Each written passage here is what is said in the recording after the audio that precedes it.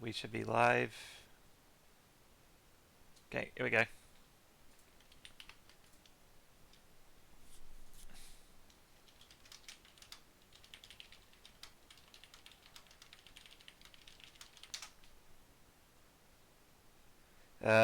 Should probably note I have my audio muted so nobody can hear the chat right now. Okay, so just gonna like sit here for a minute before I get started.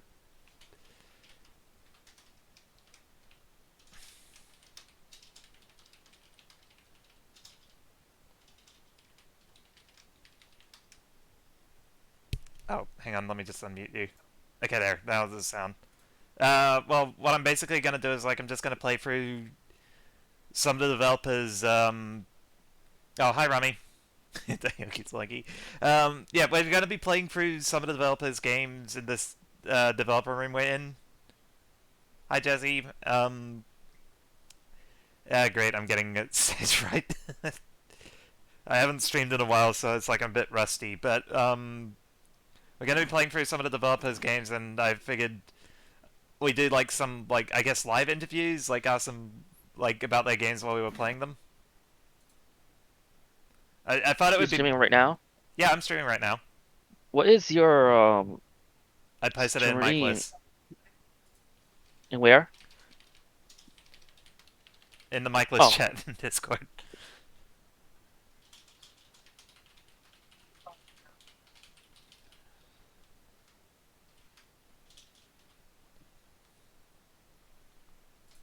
No, wait, shit.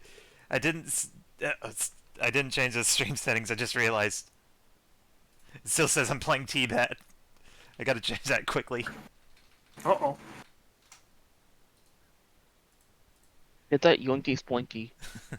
I know everything that went wrong is going wrong. Where's how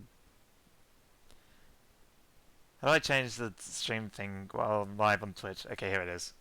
Okay. Yeah, we've got 5 minutes till it's 5. Okay. Hello, I am here. Hey, Fron. Hello. Okay. Games and demos. Okay. Good, that should be set now. Okay, so I made the tweet, made the notification, and I think we're ready. Hi, Rob.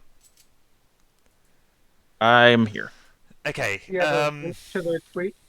Sorry. Do you have a link to the tweet so I can like? Oh, Okay. sure. Hang on, I can put the tweet too. Yeah, we got like Thanks. 5 minutes, so it's like we can afford to like run around a little, not a Yeah. lot though. Okay.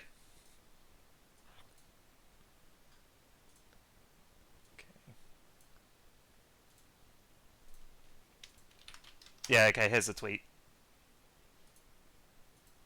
Okay, everybody ready? Yeah, I'm all good. Yeah.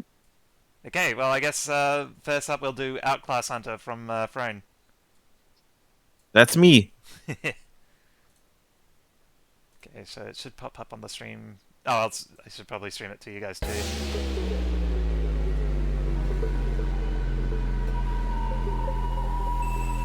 Yeah, I did. Yeah. So, I guess to start off, is there anything about the game you wanted to say? Uh,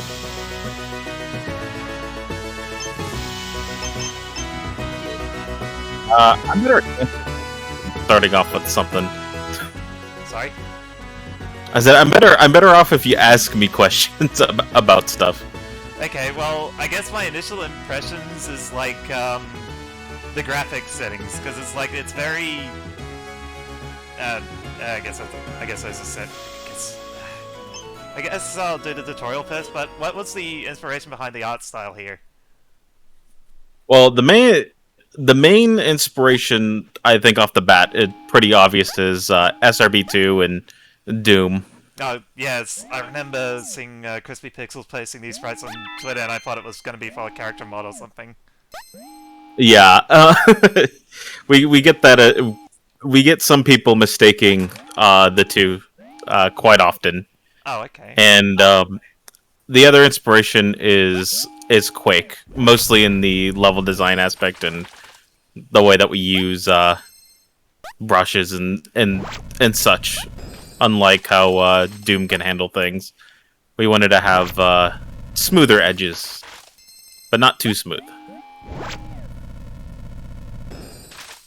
And Chow Fanatic's been working on the VFX and has been bringing a lot of like influence from like Contra and stuff like that to the VFX. And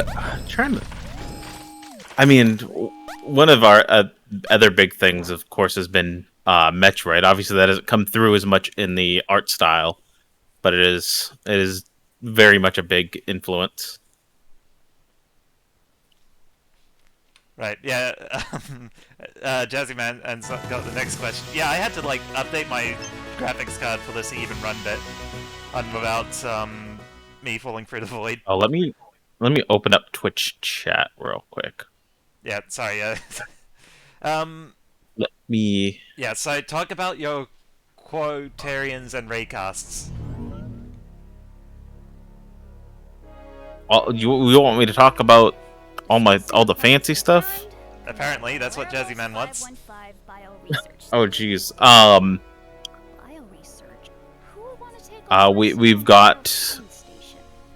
We got fancy Unreal's engines and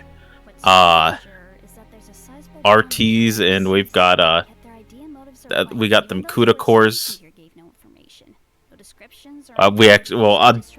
To be real though, we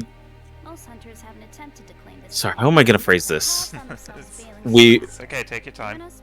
I lean a lot on PBR, physically based rendering. Oh, that shadow's I went doing a lot of stuff. I do a lot of trim sheets. I do a lot of kind of really outlandish things, honestly, for the art style. And it's kind of something that's somewhat experimented with some Doom mods. I've seen a couple of other indie games doing the same thing, and I really intrigued by that stuff, and I don't see a lot of indie games doing PBR, and I figured I may as well try to do my own take on things. And there have been a couple of other games floating around fairly recently that use similar techniques, and I've kind of picked up on how they do things when it comes to authoring materials and textures and shaders and all that sort of stuff. Makan, if you know who he is, he works at I think he's still at Industrial Light and Magic, working on Star Wars stuff. But yeah, he's a friend of mine. I haven't talked to him in a while, but he's a friend of mine, and one of the things that he does on his free time is he works on a game called Graven, which is also an Unreal Engine, and it's going for more of the traditional Quake look, but it uses a lot of the same. We use the same techniques in Outclass when authoring textures and stuff. So we do everything. We do a lot of our stuff, almost everything at this point, in Substance and Substance Painter and Substance Designer, doing what the kind of texture and material authoring you would expect in a AAA title, but applying that to kind of doing kinds of trim sheets and stuff to apply it in a Quake kind of UVing on brush maps and stuff like that, to kind of get that kind of a mixture of both worlds. Right. If that makes sense. Yeah, it does. Sorry, it's like, I'm just trying to think of what to say next. It's like I really do dig like how this game looks. Like, there's a lot of differing I noticed to it. Yeah, so one of the things that when you start getting into those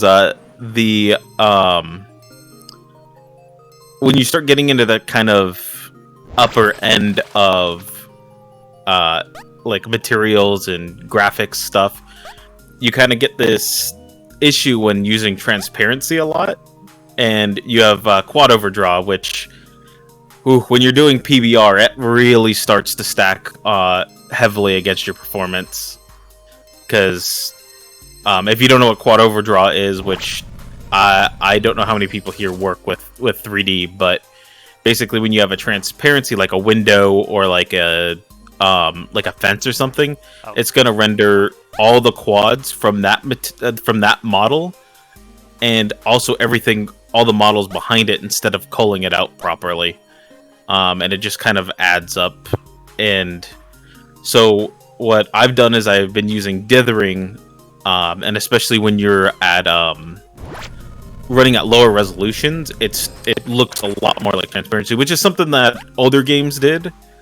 I'm sure you'll see lots of PlayStation games do that for a very similar reason, but less for performance reasons and more because that's kind of all they had to work with. But that works for what we're going for, so we use that a lot instead of transparency. Yeah, the effect looks really good. and let's be honest, alpha sorting has not been good ever since after the Dreamcast. So it's always been dodgy since then, so it's always better to use dithering and mask textures, in my opinion.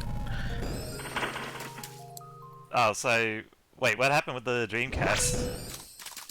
So the Dreamcast, the Dreamcast did a lot of really interesting stuff. And one of the things they did is they had this really, really good system hardware-wise for doing alpha sorting, which is why like stuff like Sonic Adventure 1 and 2 look really good on Dreamcast. And then when you have the GameCube and PC ports, it looks like dog shit. Is because all the alpha sorting stuff was exclusive to the Dreamcast, and when they tried to bring those effects over, they were just completely broken, and they just... Oh, that's new. Well, part of it is that they didn't fix it. The other half is they didn't really have a good way of fixing it. But luckily, all these different kinds of, weird limitations we have on older consoles has kind of formed all these interesting art styles that we get to, have throwbacks for, like, I think pretty much all of our games, right? Oh yeah, so you did find Brock Crocodile. Yeah, I was about to. Sorry if I'm like being a bit silent, but it's like you have really good answers, and it's like I got so many questions that I don't want to interrupt. No, it's all good. Like when you're talking about the transparency thing, it's like I was noticing what you're talking about here with the window and the space and the sky there. Yep. Yeah, and I wanna talk about, if I can interject here a little bit, is yeah, sure. We worked really, I'd say we, but this one was all me actually. It was on the new Skybox system, which has always been something that I've been working on it pretty much since day one of the project. It was one of the first things I started, and it's gone from being kind of dodgy, kind of weird, to, because like one of my biggest things when I first started out, and one of the reasons it was weird is because I was just like, oh, how do I get Doom's kind of skyboxes working in this? And so I did this weird shader, and it ended up looking really flat, and things were kind of skewed. And like when you go back earlier in the stage, you can see the windows. You look outside, and it's all space. It's got a completely separate skybox. Because one of the things I want to do is to be able to show that the sky here isn't real. You're inside of a space station. The sky isn't real on the inside. And recently, I realized I'm working in Unreal Engine. Why don't I just go and do Unreal Engine 1 skybox? So I went and recreated Unreal Engine skybox instead of trying to copy Doom, which was not quite working out. And I've been taking a little more influence from, Unreal Gold and Unreal Tournament in terms of some technical stuff. There's something we don't have in this build because I locked this build before I wanted to get it in, which was if you've ever played the old Unreal games, they have these like lens flares when you go by lights, and they kind of get obscured as you go around like corners and stuff, and it looks really cool. They just like they're not quite like real lens flares; they're like kind of like sprites, but they have like this kind of brightness transition to them as you get closer to them. So that's pretty neat. Yeah. Oh. Oh. You're good. Okay, sorry. Yeah, it's like that was something I wanted to mention earlier. Was that you got like some normal mapping going on with the main character? I can't remember the name. Minora, was it? Winona. Winona, that's it. Yeah, it's Yes. like I remember Crispy posting about that. Did you want to say anything about that? So yeah, we've Crispy and I have been working on this system for a while, and this build is one of the first builds that that's been public that has actually had the best looking version of it. Yeah, so in this build, I removed it from everything but the idle standing sprite because those are the only ones that are finished for it. But so when you stand still, you can see the normal maps, and obviously when you're closer to much brighter lights, it's much more obvious. Yeah, you can see it easily and we in the just space station. Yeah, and it's one of the few things that we wanted to have that really kind of brought that, like, oh, we're bringing modern graphics to a, old school styled game. And there's one of the few things that I'm like, oh, we should definitely leverage this. It's like, I'm really interested in this, and Crispy's really down for that kind of exploring new territory. And there are a few other games that have been doing it. I had two games. The game I think it's Time Spinner. It's a 2D game, I think, published by Chucklefish, I think. I could be wrong. That one's a Metroidvania. It's all 2D, but they use that. It's really subtle in that game, so you could probably play through that whole thing without even realizing it's there. And the other game is more similar to Doom, which is Medieval. I think that's probably New Blood. And that one's also an Unreal Engine, and they kind of do some weird stuff with that, because I think they use not just normal maps for sprites, but I think they do some trickery with squished models and stuff, which is something that I've explored in the past, but we aren't doing here. Because you can kind of get that normal mapped look by having a 3D model and like squishing it to where it's flat. There's a couple games that do that. I think Smash Brothers does that for 2D stages, actually. Oh, yeah, I know what you're talking about. Isn't It's a Game and Watch that game like entirely using that technique too? Yeah, I think so. And it's a surprisingly effective technique, actually. You would think it would really mess up the models, but if you just kind of make it slightly, like, just slightly bigger than completely zeroed, you can get away with quite a bit, as long as you're not, obviously not animating it to go in the wrong direction. You can get away with a lot with that. I'm sure there are plenty of other games that do it without you ever realizing that's a thing. Oh, we're approaching the first boss now. I've been drawing normal maps for sprites for a student project, boy. I wish there was tools to help speed up the process. Yeah, so that's one thing that we've been running into. So if you're doing what I recommend, and there's a couple different methods that we've come up with, is we feel that we're still experimenting like with workflows and stuff, because it is a very untapped territory, especially when you're working with 360 sprites like we are. but we found it so far to be the easiest to split it up into the 3 color channels. Do the do all the not shading, but do all the normal mapping per channel, and then combine them into the final normal map has been the best way to get a good controlled clean normal map. Because I've seen a lot of people try to do all the colors at once. Because if you've seen a normal map, it's all like blue and rainbowy. It's got all the different colors in it. And if you do it like you do the red channel, you just have to deal with 2 colors. You just have to deal with black and white and basically anything in between. Same for all the other color channels and any other maps that you might need. And what we do is we combine those all those 3 color channels together to make the final normal map. I'd have to go back in the chat, but Crispy was talking about a potential new, easier way of doing it, but I don't have that information on hand right now, unfortunately.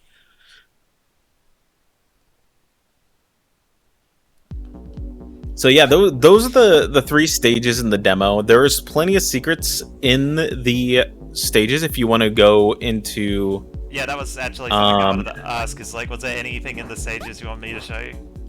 So the first stage has just pretty much all the old secrets. You got one of them, and the other one's the egg secret. Yeah, I guess you could run in here.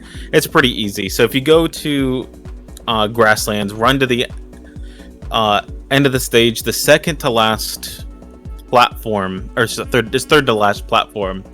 I made it so that when you jump on it, it lowers a bit, makes a clicking sound, and gives you a little message. In hopes that people would notice that and be like, oh, there's stuff to explore in the map, to hopefully run back through the map, noticing that there's something more to collect. Thank you, Brock. Oh yeah, there's a bug with the carts, actually, where, because if you pause the game here, you can see that, Oh. Sorry, I'm being interrupted. Give me one moment. Yeah, so take your time. Oh, sorry. Yeah, so, it counts it twice incorrectly. I forgot to make it so that it doesn't spawn the cart again once you've collected it. So yeah, go to one more platform back. So if you go to that one left there, it'll lower down, say there's 2 more to go.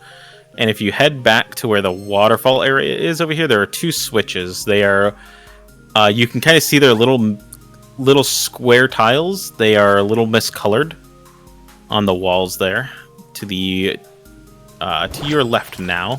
They're across the water. 2 miscolored tiles. Yeah, they're wall tiles. You can see a little square. So if you jump, by the way, you can jump over to that tile wall and stand on it. Okay.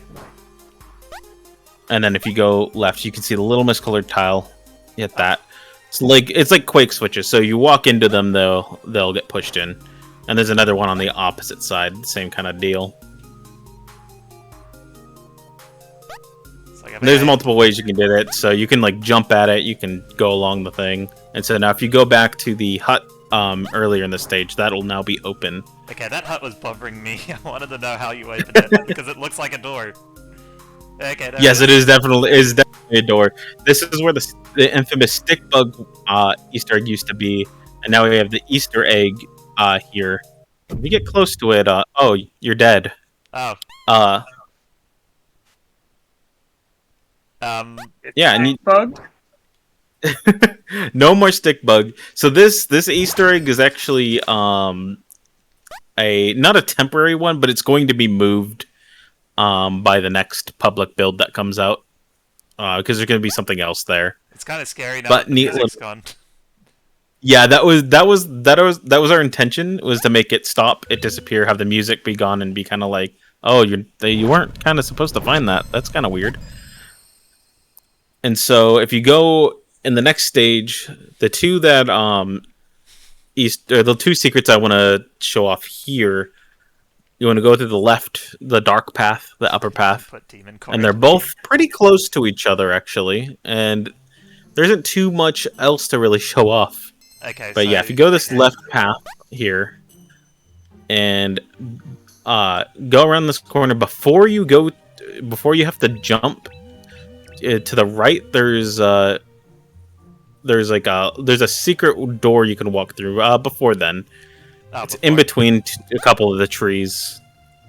So if you walk between some of these, yeah, there. See how it has leaves over there? Kind of hard to see. You can walk through that door. And we have the memorial here. If you know anything about Berserk, you will probably understand why we put this in. So it's a memorial. We put that in when the author passed away. And there's another secret. So keep going forward and level from this path. No, yeah, that way. And see this light up here? See how it's kind of shining on the wall here? So to the left of where this is, you can interact with the wall here. And if you're using controller, it's Y on controller top face button. Whoa. Oh my god. And this is one that not too many people found. There was one streamer during Sage who managed to find this. Well, I guided him to it, but funny little near Easter egg we put in here. Finally, the church. The infamous church. That meme that was funny for like 2 weeks. And this is another one that again. kills you. Yeah, We're probably gonna have we're gonna have a few ones dotted around, secrets dotted around that'll kill ya. So if you were to go back to that area, that door will be closed, and the secret will be completely gone, like it was never there. Like you could try to out of bounds all you want, it's just gone. It delete the Easter egg deletes itself once you find it, and you can't get back in there. So that gaslights you. Yeah. That's amazing.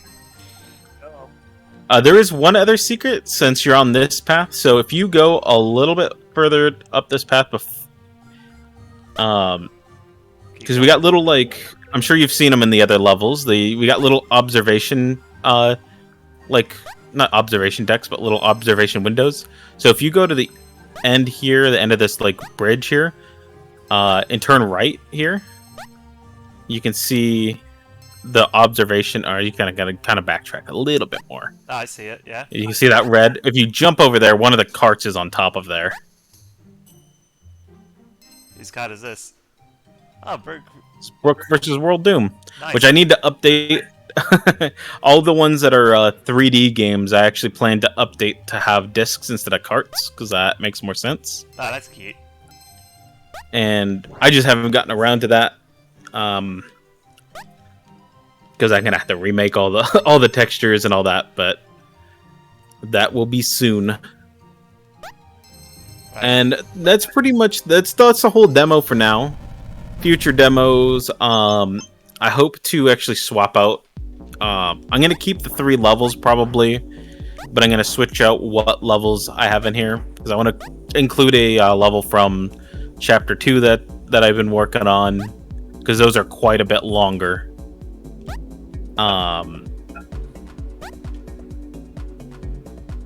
Yeah. You got the bug. Yeah, so if you go through the barriers backwards, you can break through them, but it doesn't do you any good because you're just gonna hit a wall. Yeah, I was gonna say, it's like you got it backwards, it should be depending on your velocity.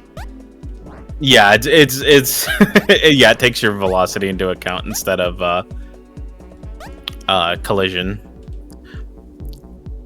I guess we should probably. Yeah, yeah. I mean that's the whole demo for now until I get a new get more stuff done and I'm able to release some Chapter 2 content. Yeah, I actually can't wait because it's like it's a very pretty game. I love it. It's like I've been very interested to see where you've been going with it. Yeah, we still got a lot of work and polishing to go ahead going forward. So there's still going to be quite a bit of both performance and visual improvements. Okay, not just content, luckily. So I'm glad that you like it because we've been working really, really hard on this for the last couple years, Yeah, I love the dithering too, by the way. Yeah. Okay. We try to use dither. We use dither. Well, I use it like crazy. Actually, I use it almost everywhere I can. Okay, so I guess we're wrapping up now. Anything else I should look at before I move on to the next game? No, I think you're good with this. I think you've seen all there really needs to be seen because you saw the cutscenes and all that stuff, and I mean, people can come in and check out the demo because it is available on Steam. It's very easy to find. Yeah, don't forget to wishlist this. It's Outclass Yes, Hunter please. on Steam. Please wishlist it, show your support, because it's like a... Yeah, demos on there and on itch, and there's a Linux version. Apparently, the Steam's kind of bugging out, so Linux isn't working on the Steam demo, but it is working on the itch demo if you are one of the 4 people that have Linux. And I have checked the numbers. It is in fact 4 people. Oh, jeez. Hey, it's 4 times as many as it was when Sage started. Okay, I guess next I'll be looking at Rad Venture if Brandt's still here. Yeah. Okay. I like that game. That's a good one. Yeah, don't go into the city, it makes your computer die, as I found out. Uh-oh. Just have a better computer. Download more RAM. I don't know. Who streamed Outclass the other day with a 3090 and a crazy CPU, completely crushed running Outclass on highest settings. Oh, hey, Daniel Rotwind. Is that right? Still see up. Okay, thank you. And all the games there. Sorry for not keeping up with chat. It's hard to play a game and talk to somebody and read the chat at the same time. Let's see now. Let's see now. Justin said it looked like SRB2. We answered that question earlier, and it's like, yeah, you guys were inspired by SRB2 with the sprite. Yes, very heavily. Most of the dev team grew up playing it. Some of the dev team is actually on the SRB2 team. So there's a definitely direct connection there. I mean, I've been playing it since like I think 2004, 2005, something like that. Oh god, So I think I was like the same era for that game. yeah, Crispy's in the same boat. He's been playing it just as long, been part of the community just as long. Yeah, it's like I've seen SB posting those. Okay. Oh, Rad's already in there. It's taking a bit to start up. I'm sorry.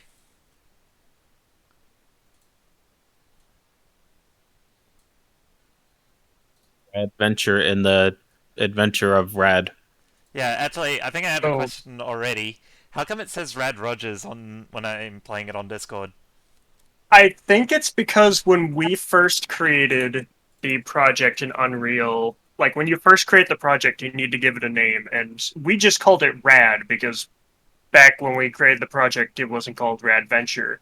And I think Rad Rogers also runs in Unreal, so I think when they named Rad Rogers, they also named their project Rad. So I think it's kind of overwriting it. The only way that we can really fix it is to like do some Discord integration stuff, and it's just not like it's not in the cards right now. It's not that important. Is it gonna show up on here? And I didn't even think about testing Discord stuff of my game. I need to really check that stuff. I have no idea if that's broken or not. Yeah. Hi, Creeper.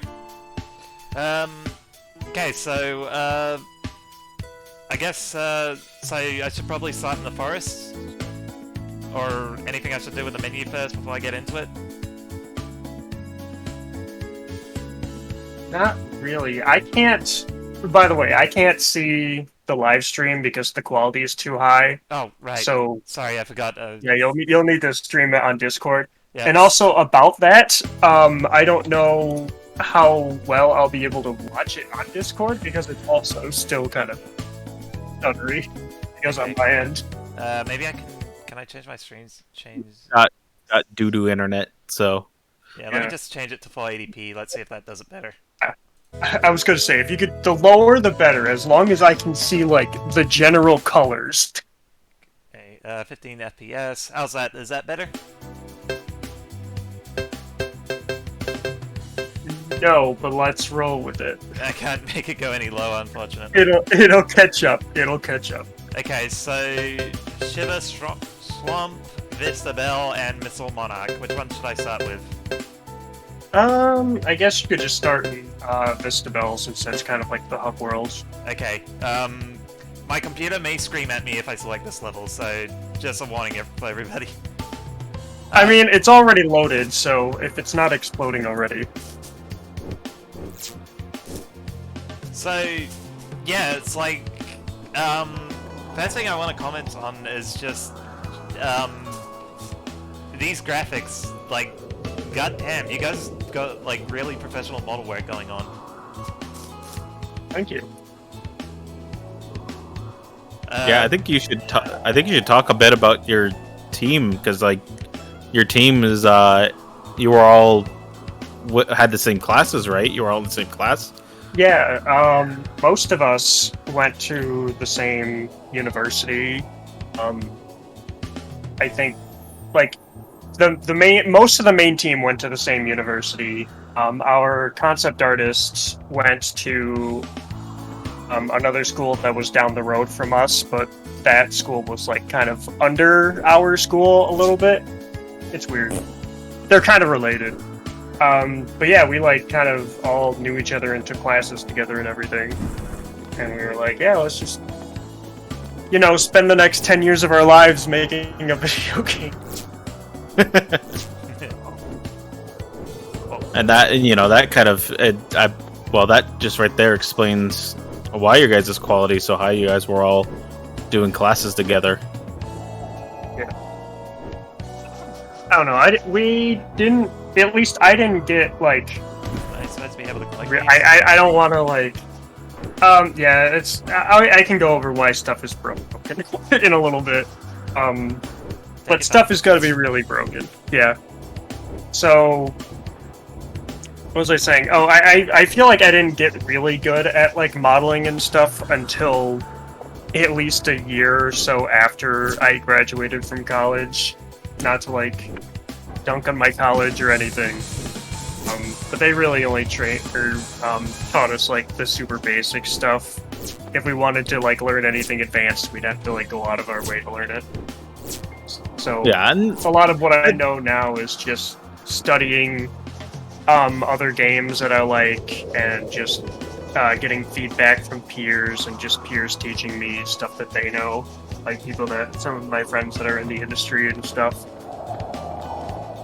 And I mean, like, it really does show though that you've really gotten that experience down. Because, man, I've seen how fast you work, and the crazy quality that you do is insane. How many trim sheets have you made? It's insane. 3, maybe 4. They're used a lot. They are used very a lot. I think like most of the city, pretty much the entire city. A good chunk of it. A lot of the ground textures were made by Paul, our other environment artist. They look really good. He did a lot of the tiling textures are by him because he knows how to use Substance Designer, and I'm way too lazy to learn it, and also I don't want to like buy it. So I just pretty much stick to Substance Painter and stuff. Yeah, I've learned a mix of the two, and Designer is scary. Yeah, it's weird. It's really scary, the things that you can do with Designer. Yeah, like if anyone here has used like Blender's node system or like Unreal Shader node system, imagine that but with infinite possibilities, basically. Yeah. It's crazy.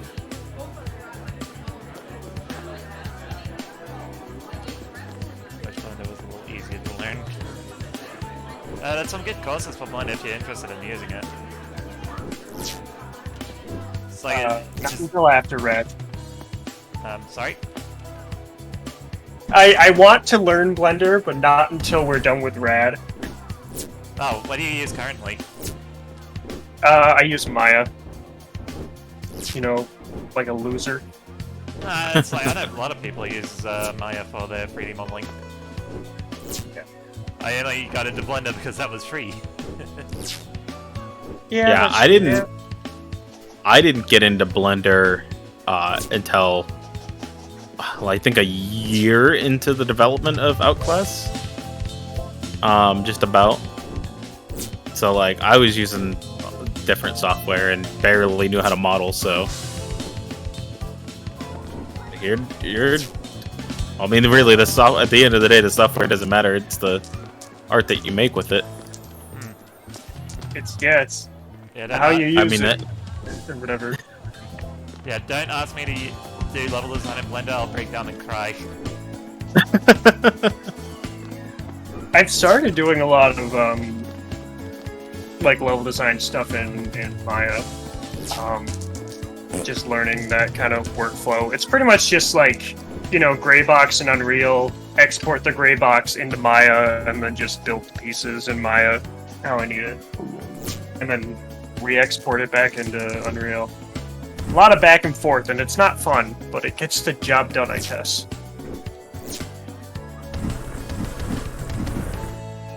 Can I do anything with these? I have no idea. It's Oh. the stream is frozen. Oh, sorry. Oh yeah, how's the Oh. stream feedback on the live stream for anybody in chat? Because like OBS previews showing it being really choppy. 55 FPS. So I'm just That seems pretty good. Okay, that's good. But yeah, let me talk real quick about like some of the like I guess like optimization kind of stuff in Rad. Because we recently updated to Unreal 5 and we're still trying to learn that. And a lot of stuff changed. And a lot of stuff is being it's depreciated, the word. Like they're starting deprecated, yeah. A lot of stuff is being deprecated. Particularly the way that we stream our levels together. Like how the entire game is built currently is being deprecated in favor of something else. So a lot of stuff is broken. If there's like an object that looks like you should interact with it and it doesn't do anything, it's because it's in a level and it's not being streamed properly. Oh no. So yeah, but we have to figure out the new thing that's in Unreal 5, which is called World Partition. And it works kind of like how Minecraft works, how it like loads the world in chunks, I guess. Yeah, I saw some of that in the title screen in the forest. Yeah, so I'm not sure how that's gonna work yet, because we haven't done it yet. But I'm pretty sure we're gonna have to like stitch a bunch of the game back together, because it's probably gonna break, and I'm just not ready. I'm not mentally ready for that yet. Yeah, that's kind of where I'm sitting with some stuff. We also moved over to Unreal 5.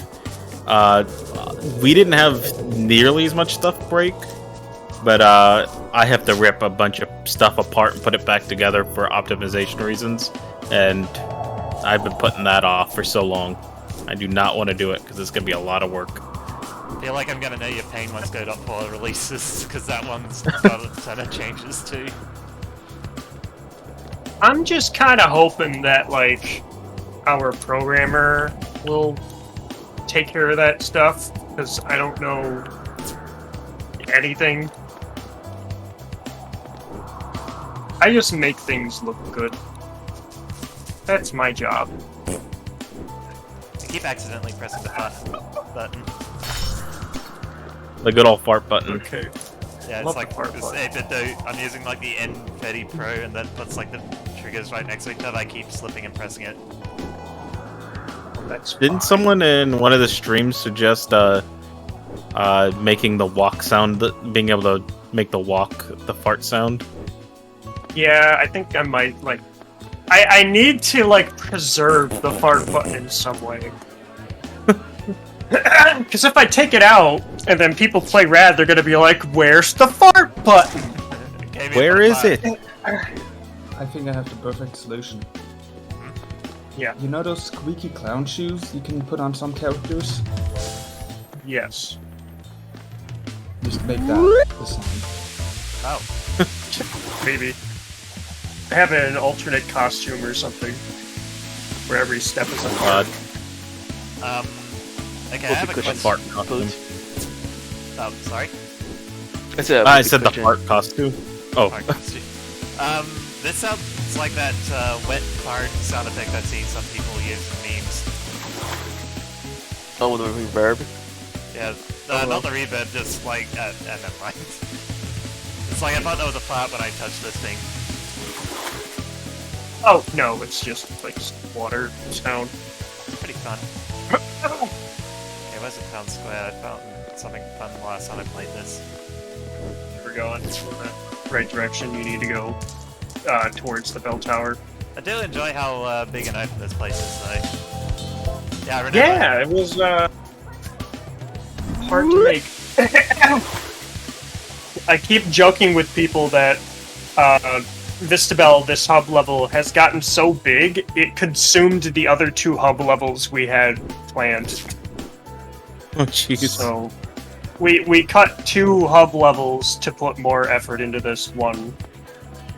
Yeah, this hub is pretty big, but it's gorgeous though. It's really Yeah, I easy to think get it- lost yeah. in, but that's kind of like fun.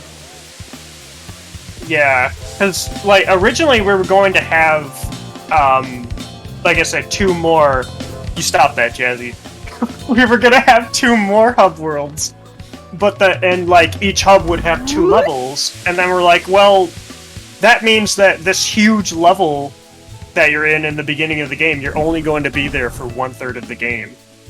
So, oh hey, look, it's them. Yeah, It's I didn't know Darko's game had a cameo in here. Yeah. Like Donny Veglia. What's that skateboard? It's a skateboard. There's a bunch of logos of local game developers by me on it. Cute. Yeah. Yeah, so it's like, this guy's from like Advent Neo, right? Yeah, that's Neon. Yeah. They are very glowy. I'm gonna go sleep in my untextured bed. With my I untextured didn't get fridge. time to make a. Yeah, I didn't get time to make a mattress. I'm sorry. it's just like that meme bed. It's like Grandpa's fucked up bed, but it's Rad's untextured bed. And it's got this Oh, no. sand particles in it. Yeah, so, I guess it's like, what was with the cameos there? What's with them? Like, well, yeah, it's like, I'm kind of curious what the relationship was. I just asked people if they wanted cameos in Rad, and if someone messaged me saying, "Hey, I want a cameo," I would put a cameo in. Ah, okay. That's pretty cool. Really, yeah. Well, I made, excuse me, I made Neon's model just because I needed to practice modeling new characters because I hadn't done it in a while. So I'm like, yeah, I'll just make this character for my friend, and then I did. It's really good. And then I asked if they could cameo in Rad, and said yes. Yeah. Aw. Very cool. But now we have to ask: Did you bring enough for the rest of the class? You'll have to give me a while. Fair enough. Yeah. I always tell people that when it comes to making characters, I can either make one in the span of like a week or a span of 6 months, and there's no in between. Wow. Yeah, it is how it be sometimes. I think I'm starting to get better at it. It's I just, just sometimes I remembered- Go on. I just remembered something from Outclass. Is the hub actually has a secret card in it, and that's the Rad Venture cart. Oh, damn. It's actually really easy to miss, but it is sitting above the first level entrance. Oh, you should have told me that. That would segue amazingly into this. It slipped my mind. I am so sorry. I really do like Okay. how I really do like how we have these cameos of each other's games. I kind of want to do that too. Yeah, actually, I was gonna say it's like for Bun and Gun, I did plan on having cameos, but it's like I'm not sure I'm getting to implement those yet. Well, actually, Did you have something like? oh sorry. You did have something like? Did you have like, something like an idea like alt palettes? No, yeah, that was in the original demo. I still plan on having like costume references, but it's like I also like to have like more substantial cameos. Yeah. But that's like the fun stuff. That's not really something I should be focusing on right now. Yeah.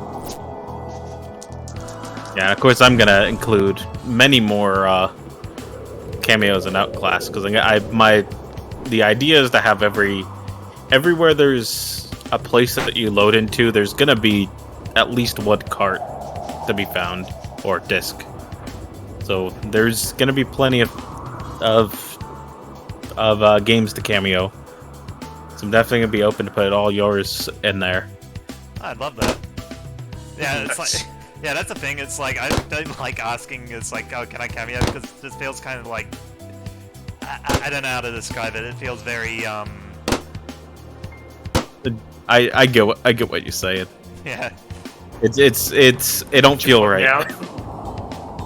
Oh, Sniffing what you're stepping in. sorry. Huh? What the heck is that thing?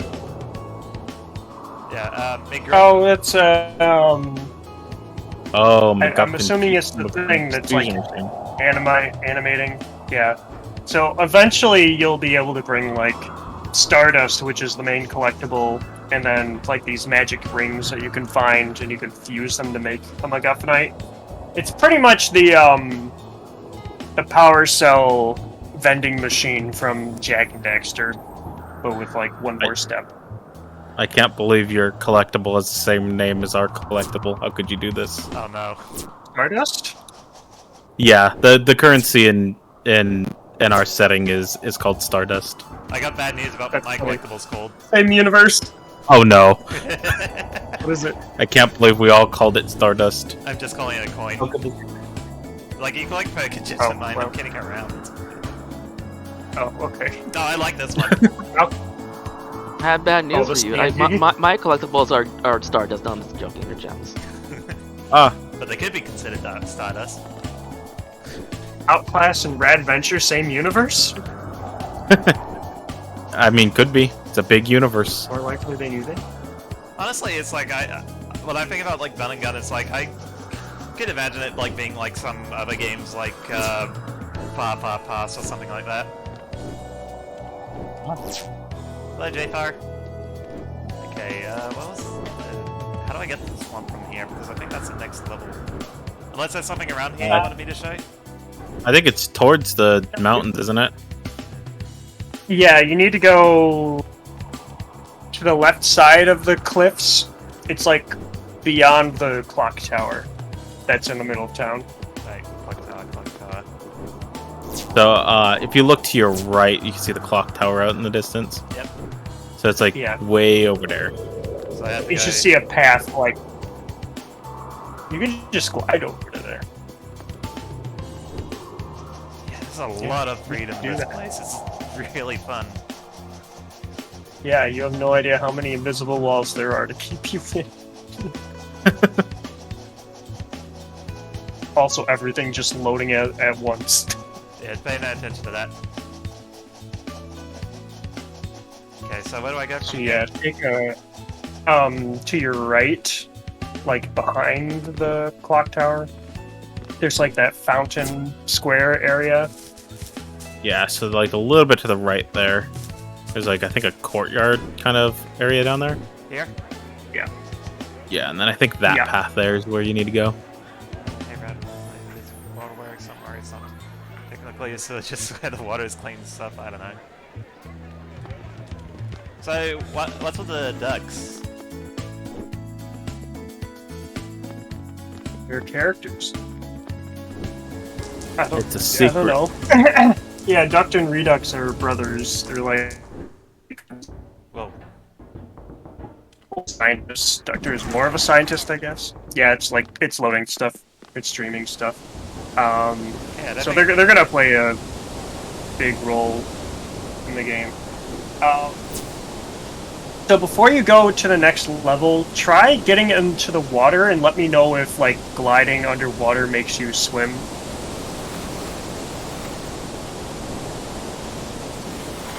I yeah, watched a streamer come here. Okay, I watched a streamer come here before and it didn't work. And I wanted to show him a secret area that's in here. Oh.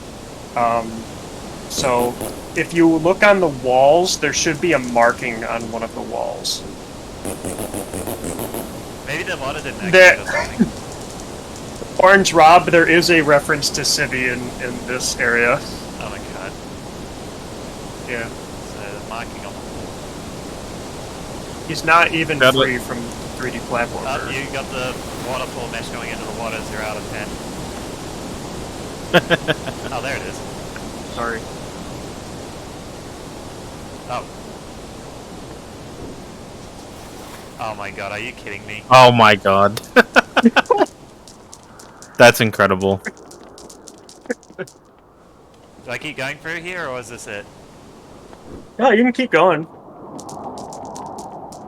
I'm not gonna get jump scared, am I? No.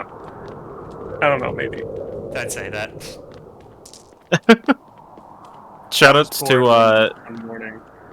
shoutouts to everyone making Sharb find all the secrets in our games. Yeah. So there were like 3 more rooms of this planned, and it was supposed to loop back, but it was starting to clip into another level, so I just kind of gave up. Sorry, That's okay. yeah, They're it's still like, there. They're still like gray box, but they're not finished. yeah, it's like I actually can't handle horror. It's like I tried to play Mechanica, and it's like I stopped immediately because it's like, yeah, this is gonna try and scare me. Oh, that's doing something Oh. weird. Is that not loading? There it is. It took a second to load in. Whoa. Yeah, Okay. that was close. I almost fell out of bounds. Yeah. I think you need a better computer. I gotta get the backgrounds. Yeah, if you want to see the backgrounds, you guys can play it yourself. It's something for you to find out. Scare yourself. I'm not doing it. If you die, you go to the back rooms for a few seconds. Yeah, I that's guess. happened to me before. There's a reason for that. I think. Yeah, it's I like don't I know. remember, it's like I spawned here, I stepped off the platform, and I had to reset. Because the place wasn't done loading. Yeah, I really like how it all loads in.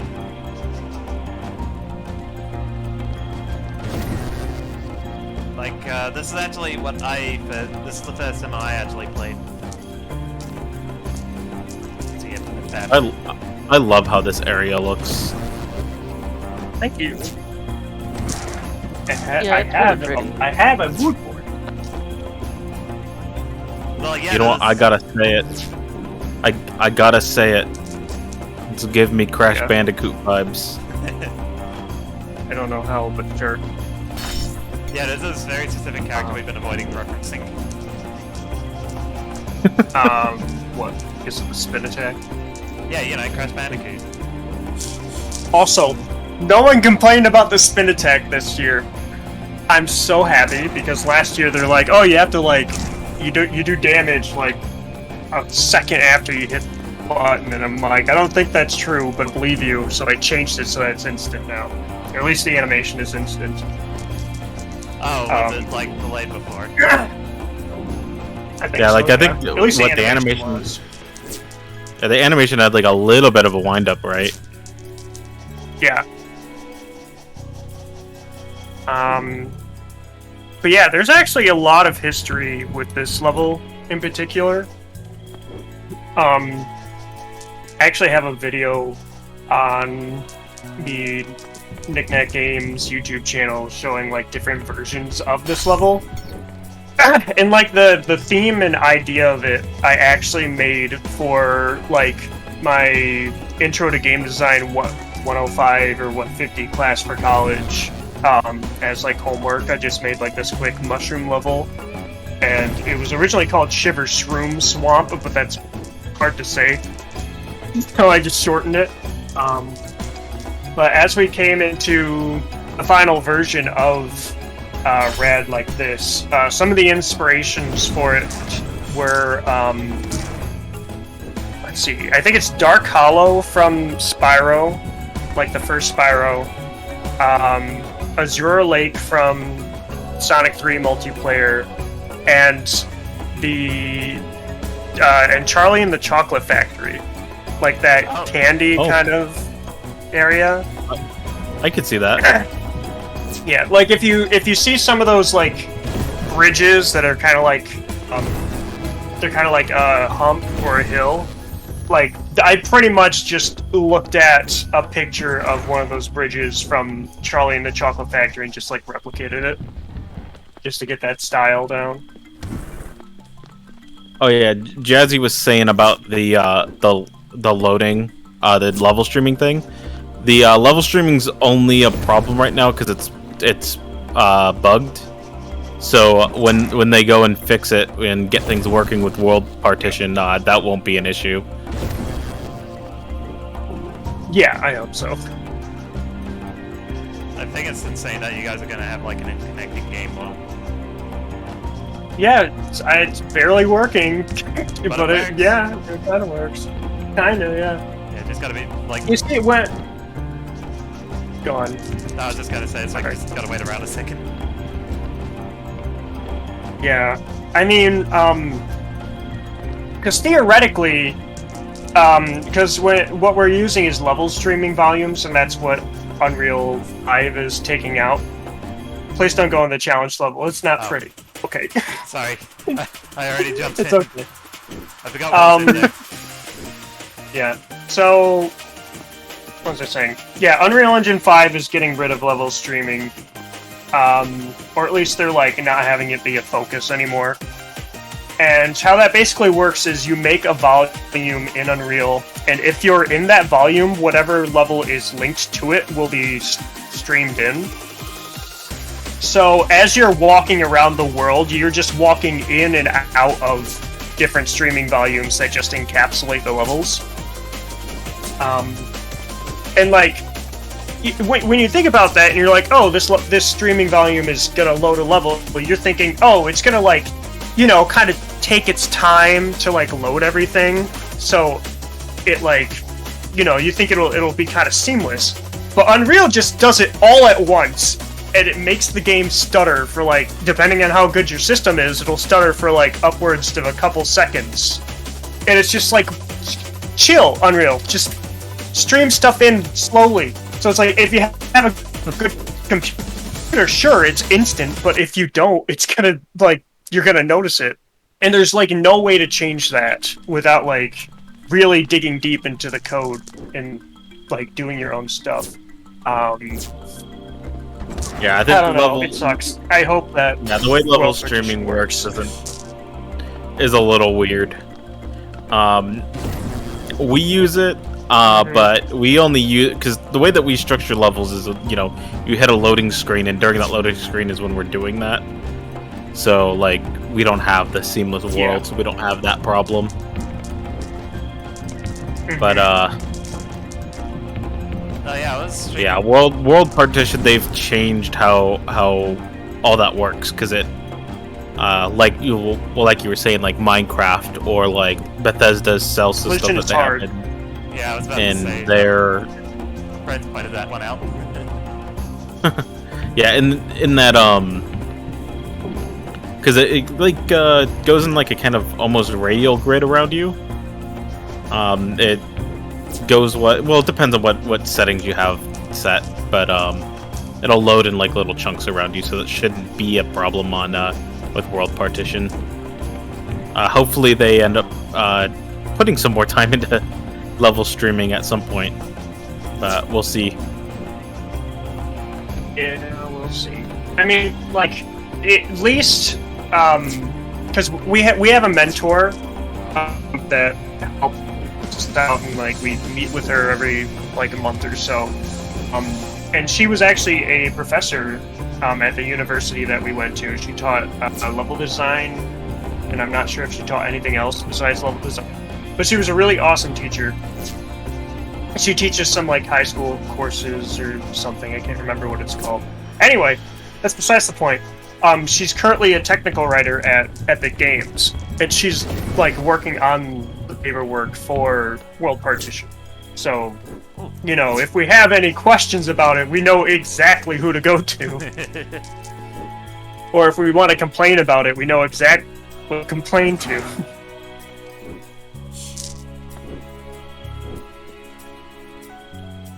Let's see, what else?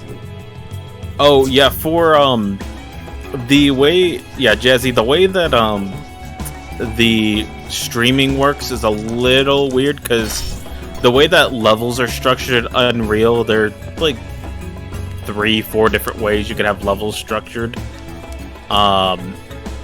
So there's like no, it's kind of weird how you can have it set up.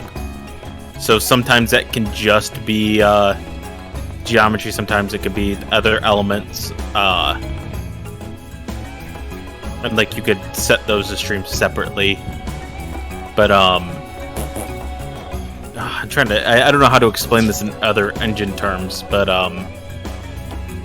you can have multiple levels loaded at one time and basically layers. Oh, I'm missing. It's a little weird how it's set up. Do I have to find all Yeah, of it's the... funky.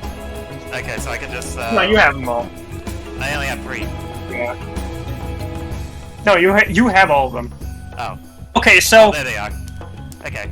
okay, everybody who played Rad did the same exact thing. Those campers there are just there. Even if you don't talk to any of the campers, they're always there just because I'm like, oh, I need to populate this area, so I'm going to put some campers here. I would like them to show up there later on, if we can figure out how to do that. I'm not a programmer, I don't know. If you didn't have all 4 campers, there would be a giant wall behind the bear, and you would not be able to get in. And it would say how many you need left. Yeah, it's just like a placeholder thing for right now. But yeah, pretty much everyone will get there, or everyone who played this and got to that part are like, did I get all the campers? They wouldn't see the monkey and they'd be like, oh, I don't have them all. And they'd go back. And I'm like, no, there's nothing blocking you. You can go behind the bear. There's nothing there. There's no invisible wall. You can go. So, I don't know. That's the issue of text. There's a problem. Just don't listen to me.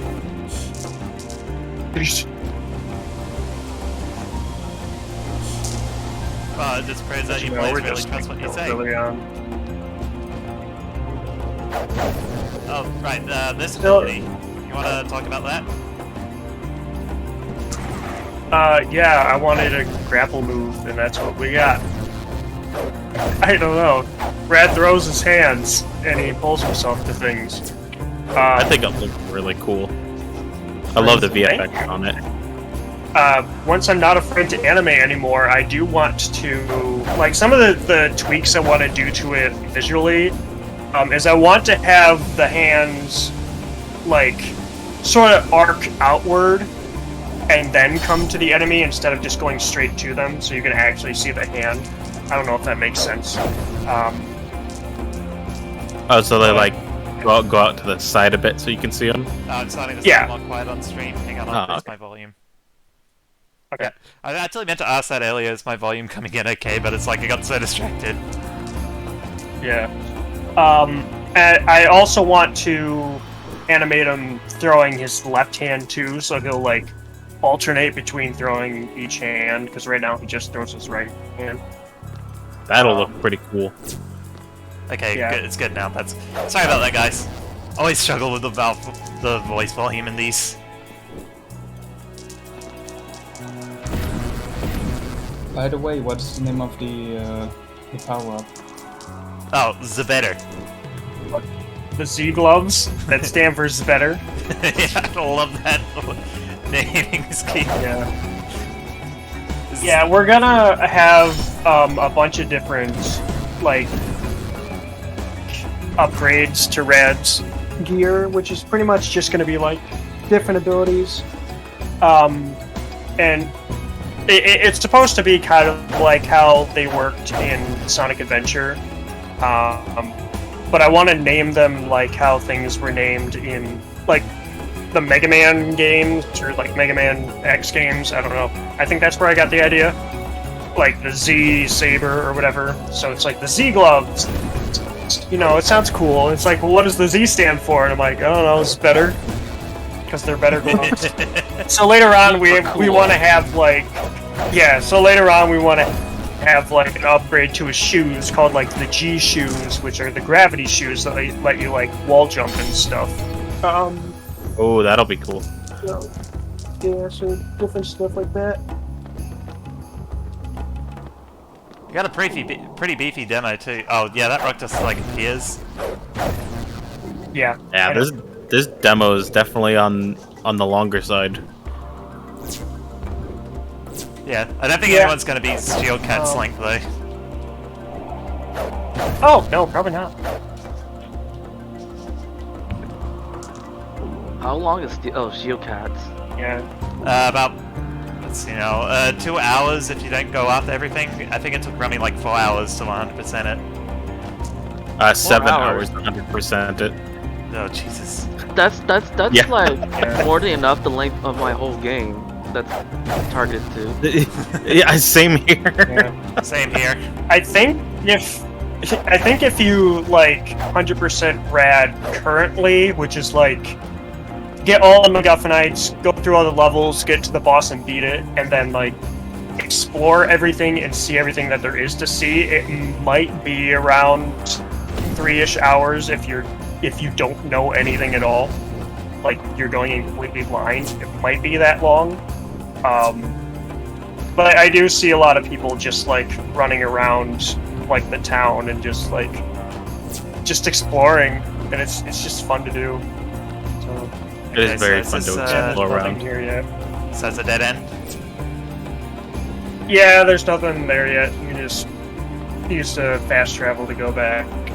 Eventually, because every level is going to have a story, and I don't think I've actually like said this yet, but the story for this level is supposed to be that something scared off all the campers, and that's why they're like, missing in the swamp. Yeah, I noticed the dialogue says that he heard screaming. So, where should I go next?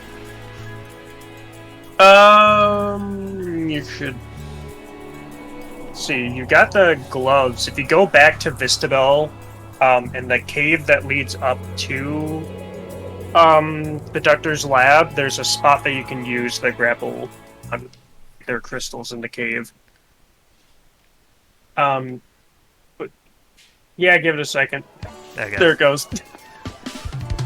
Yeah, mine does not do that. Mine loads like near instantly. Oh, my computer's wearing now. Yeah. So You could always just slap with this. You could always slap a loading screen on fast travels. That's not my jurisdiction. Fair enough. I don't know how to do that. It's programmers. If there's something, sorry, go on. It's not too difficult to do, so I'd recommend it. So at least it masks that for lower end machines. Yeah, it hurts because whenever someone's streaming this or like asking for something, I'm like, I don't know how to do that. Ask the programmer. And he's working on a bunch of other stuff, and he's working full time at another job. So stuff takes a while. Yeah, that doesn't program it add a collision here. Yeah. So, like, I know how like I don't want to like stroke my ego, but how everyone's saying how like nice Rad looks and everything, like how much they're like, oh, it has so much content. I'm like, there's really not that much to do. There's just a lot of assets that look really pretty, because that's what I do all day, is make assets that look pretty. So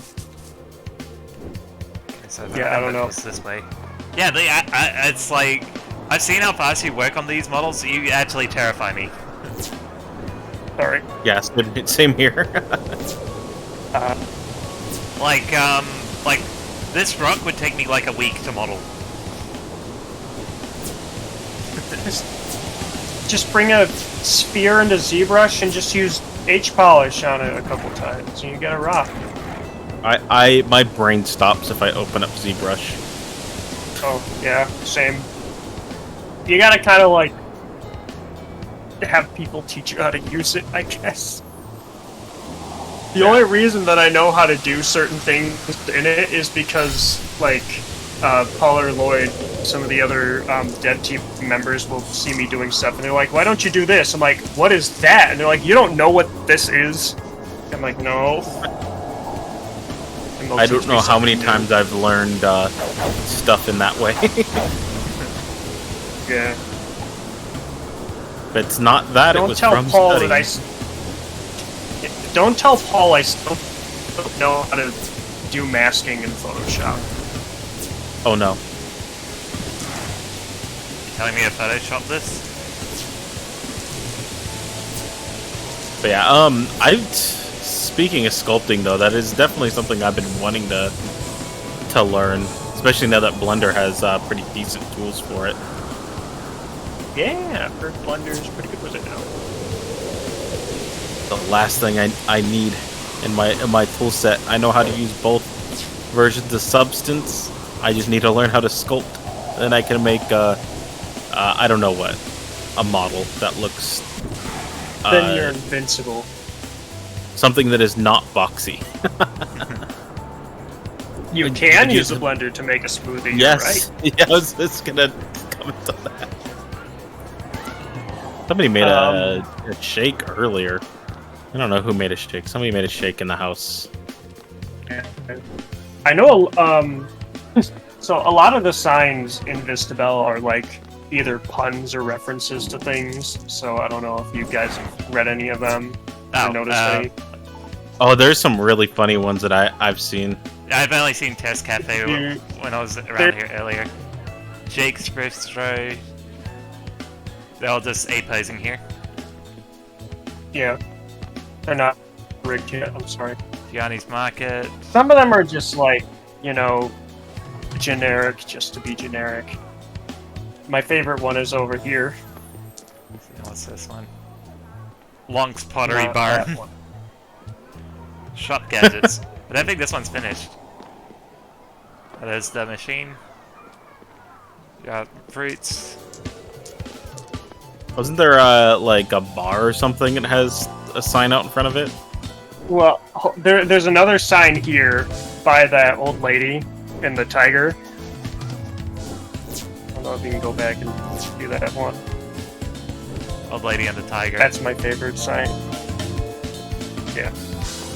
Where is it? It's over by to your left. I'm like trying to watch the stream. Keep going, keep There's going. Lonk's Pottery Yeah, over Barn. there. The Ah, here old it lady is. and the tiger there. Gail's shop for My Lady's pastry. Is that it?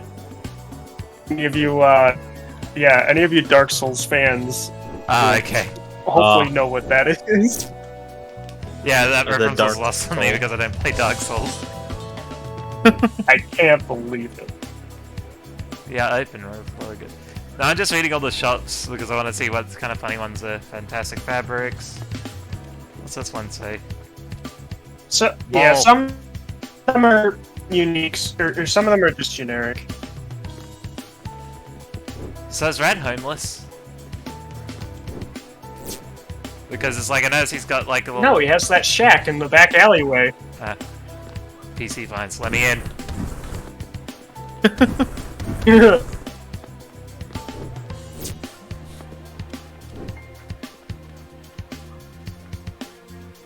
Dagged. Oh, DAGD is the that was the name of the program that we were in college. Ah, It's good for digital animation and game design. another PC store which has a menu. Okay. Was that PC shop a reference to? I'm not done yet. Yes, it was.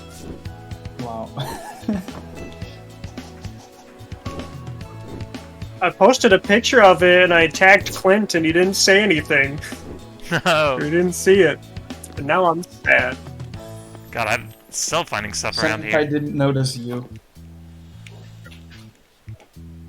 Oh god. You can use your hover abilities to the yogi. Okay. Oh, jeez. Found the secret quest. There's lines going through my line of vision. Oh, those just like the boundaries okay, or don't something? worry. Yeah, they're just not invisible yet.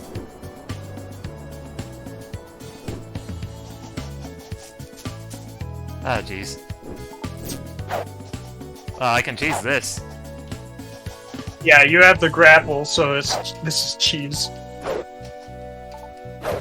I love cheese. Yeah, we're gonna start working on progression here after Sage, Give hopefully. me a minute.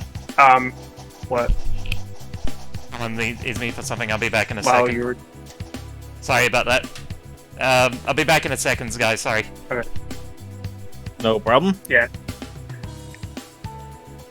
So, this is Sharp Stream, and we are all Did you here. catch that game? What? Did you catch the game? The game? The one with The the ball, one that we all ball lost? that they throw? What? How could you do this to me? You did, yeah, I don't know. Easily?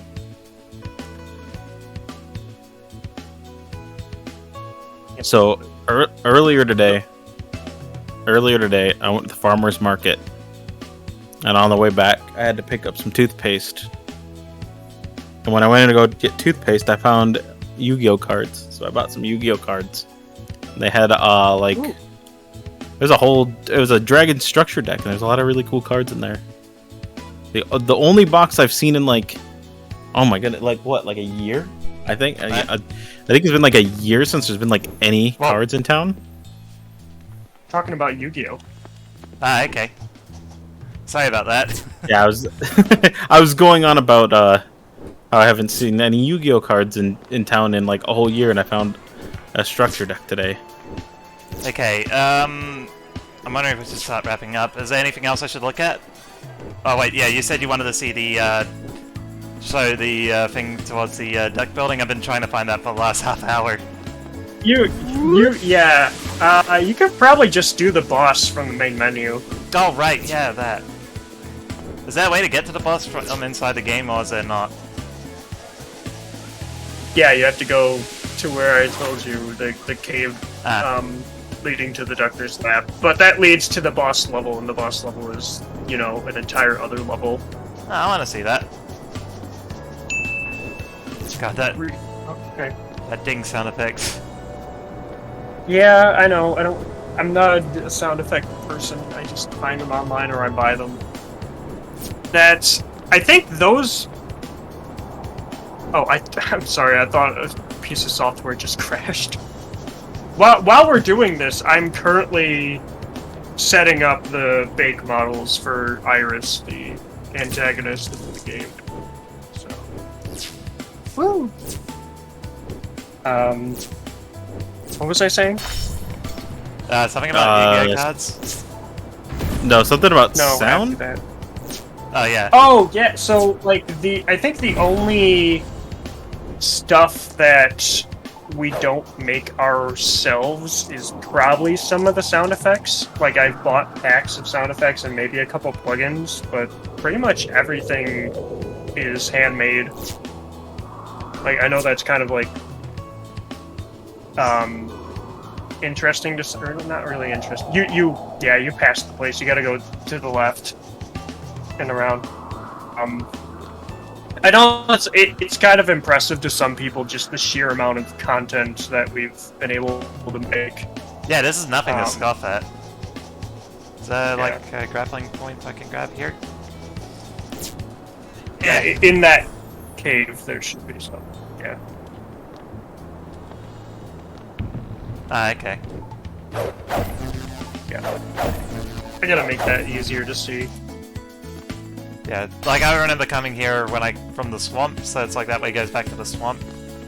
And this was actually the first time I actually visited this area. Oh yeah, I heard some people say that older builds had voice acting. What happened to that? An older version had voice acting. That one was Rad Venture for the adventure, and it's a completely different game. We made it for college. So yeah, once we made this version, we just like didn't use any, or we don't have any voice actors for the new version yet. We're gonna start looking for some whenever we get money to pay them. Oh god, I'm gonna die! Woo! Yeah, land on something. Thank you. Yeah. Okay, so this is the boss gauntlet. Yeah, the Stardust isn't working because of streaming issues. But yeah, we're planning to have like gauntlet levels before each boss. And this one was actually kind of a challenge because we're like, oh, let's have like a level in a missile silo. And we're like, alright, missile silos aren't that big. How do we do it? Exaggerate. So we just kind of made it really big. Yeah. Yeah, this is giving me Mario 64 vibes. I love this. Yeah. I've yet to play this build, but I'm looking forward to being able to play through this level. Yeah, this level is the most optimized part of the game. Because it's only using maybe 5 or 6 different materials. Yeah, I was about to say for, this like, plays everything. really well. Yeah. Pretty much anything you see is using, like, the same exact trim sheet and, like, a couple of tiling textures. Like, the caution metal is one tiling texture, the sort of checkered grid metal pattern is a tiling texture, and then everything else is just using a trim sheet. Oh, we found one of the secrets in Outclass Hunter. Oh no. Oh no. Oh no. Okay. Can I move? Okay, there we go. Oh, now it's brighter in here. Yeah, it stops you from moving, because when you spawn in, you can just like you can move before anything else has loaded in, and you can just fall off into the void. So we're like, yeah, let's just like stop the player from moving for a second. I really love the aesthetic of this place. Thank you, me too. It looks so cool. It took a long time to nail down.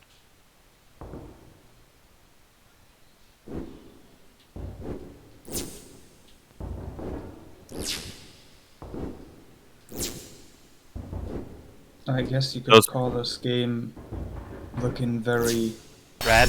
venturous.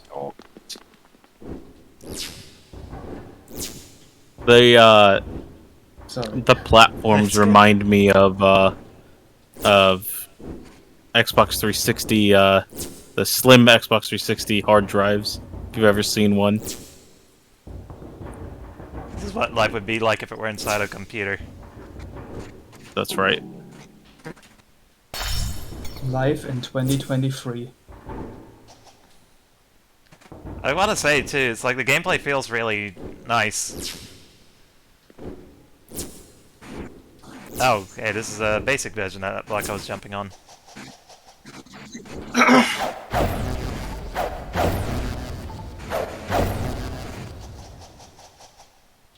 Ah, it's still going. Okay, missile chase event, camera in front of Rad running towards the camera, dodge missiles from behind. Okay. Kind. Sorry?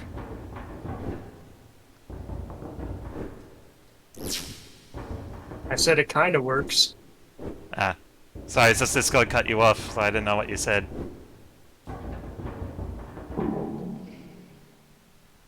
Actually, this is kind of giving me Portal vibes.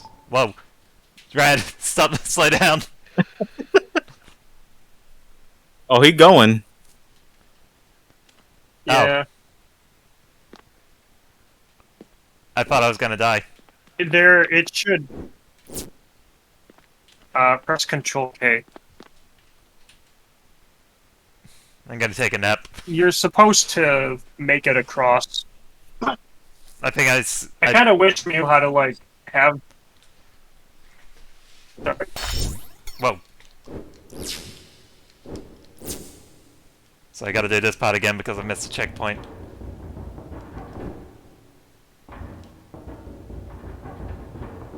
Honestly, this part gives me Crash Bandicoot, like, not Insane Trilogy, Twin Sanity vibes, like the chase sequences and that. Like, because I remember the camera would be at a station point looking at Crash as he ran towards it. Okay. Get that checkpoint. Yeah. Eventually we'll figure out how to get Rad to go across the spline so that we don't have to, like, just have a spring launch you and you can just move and break your trajectory. Yeah, good luck with that. I tried splines in a Nightmare. Well, in Godot, it's like, it doesn't really have splines, it has, like, this path, and assuming it's the same thing, but, like, trying to get that to work properly was scary. Yeah.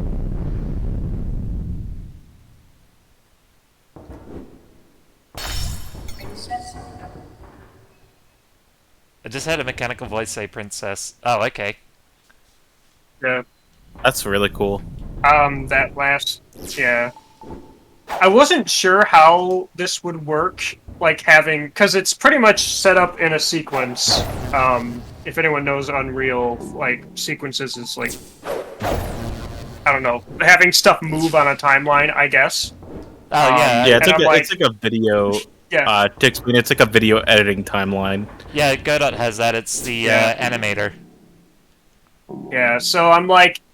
I want this big missile to move up, but I want there to be platforms on it. Is Unreal going to break if I have all of these platforms on here as it moves? And somehow it doesn't. So, yeah, that works.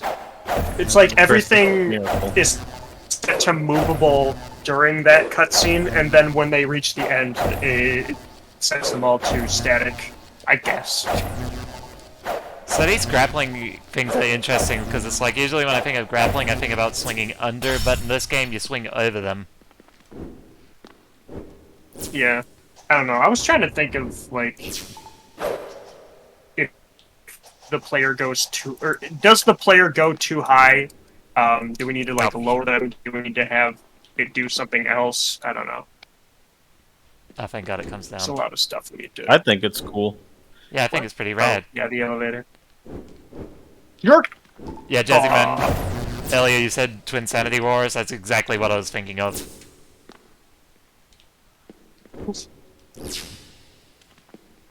Oh, it's collapsing under me. It's really awkward without any music Also, playing. there's supposed to be music.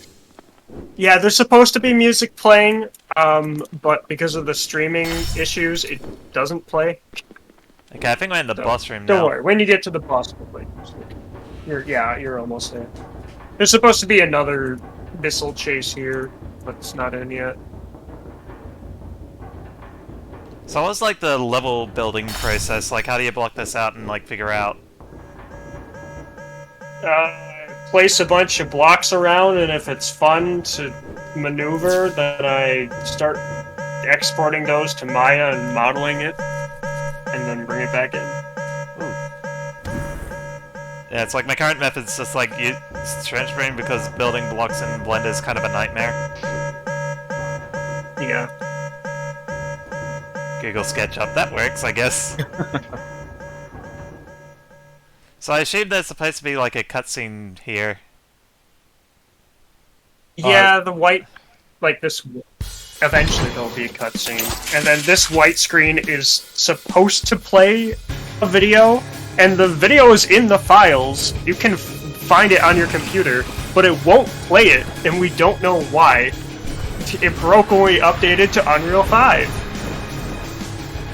you know. So it said Like get bed you do. basically. Yeah, I noticed in some builds before the demo that some of our videos weren't playing either. Obviously, Okay, are in so the it's not videos just- that we have where we're in the opening, when you first open the game, it's just startup videos, but those weren't playing for a while. I don't know what the deal was. In just one of our builds, they just started working again, so I don't know. Glad it's not me. Or not just me. Yeah. So yeah, I guess trying to just be some geeky. small little, I guess some small little tidbits about this boss. The idea for the screens in the back came from the final boss of Ape Escape 3. That's Actually, amazing. because there's screens showing Spectre during the final boss, like doing the same exact thing that Lilac is doing in those, and I'm like, I think this will be a neat little reference. I hope people get, and it makes sense for her character too. Also, I just want to say, I absolutely love this model. Oh, the princess, yeah, it took forever. It's so cool though. It's so good. This boss I fight's actually do- insane. Yeah. I actually do have a cockpit modeled for her, but it's only used for like cinematic stuff. And I can sit like the model that we did have for Lilac. I'm going to remake her, but the one that we had before did fit in it, and like she could sit in the chair and everything and use the controls. And the face, like the mask, will open up, and the cockpit will like move itself forward. Oh, yeah, It something opens up. It's really neat animation. I noticed about like the falling animation is like only one of the fingers is flapping when you're falling. Yeah, I need to like. I think I did the animation. I'm like, oh, this is good enough. I'll come back to it. And it's been like 2 years. Good. Yeah.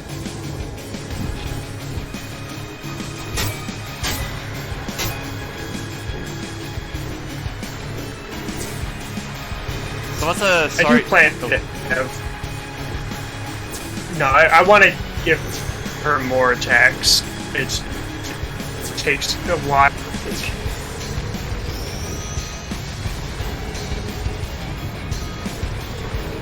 Whoa! Ow! Forgot that was there.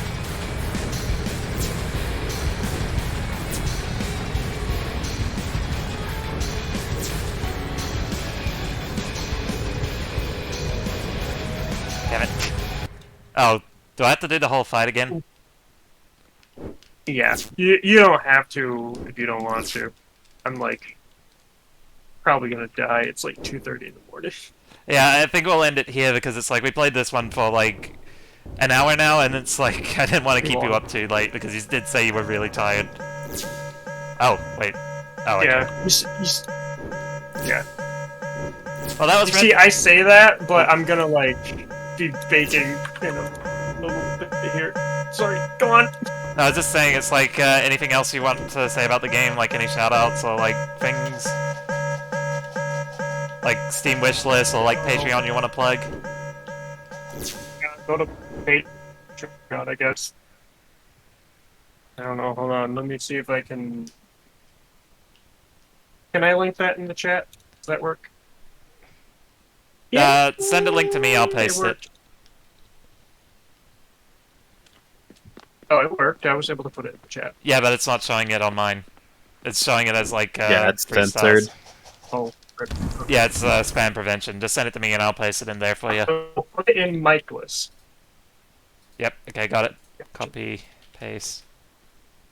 There you go. Unless it blanked out my own comment in that case. Any other notes before we Cool. end it? Thanks for playing. Yeah, no problem.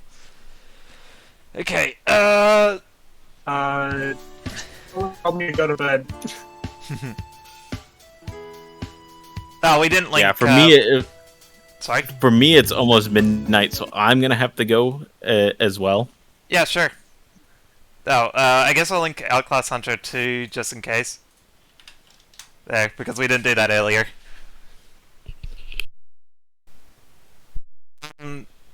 So I guess, Daniel, you're next? Uh, I mean, do you want to go next? It's like, I mean, I am awake enough, but I'm not sure if my brain is awake enough. well, I can do Arrietty's game next, so it can give you a minute to wake up if you want. No, actually, I gotta go to like the restroom for a bit. Oh, okay, well, Sorry. Maybe break time. How about break time? Yeah, it's been a pretty long stream so far. yeah, okay, well, yeah, how long do we want? Like, maybe 15 minutes? Yeah, Okay. that's more than enough. Well, I'm gonna It's take gonna this be a like moment. 8 long, hours. long night. Okay. I'm gonna take this moment to head out, and everyone have a good stream. Thanks for, Mm-hmm. just want to say, friend, thanks for hanging out, because it's like, you did a really good job, like, keeping the conversation going. Oh, of course. Oh well, I did used to do streaming, and I did used to do film, so I'm kind of used to that. But Yeah, I'm glad to be here, and I'm glad that you played my game. Hmm. And if you ever Yeah, want me same. to hang out in a stream anytime, just hit me up, and hopefully it's at an hour that works because we're in like opposite time zones. Okay. So, yeah, I'm definitely going to hit you up in the future then. I'm taking you up on that. Yeah, no problem. Well, have a good stream, and yeah, see ya. Okay, so, yeah, probably going to, like, take a break for, like, 10 minutes to sort some things out. When I get back, we'll play either ZuPs or, Prototype N. Okay. Okay.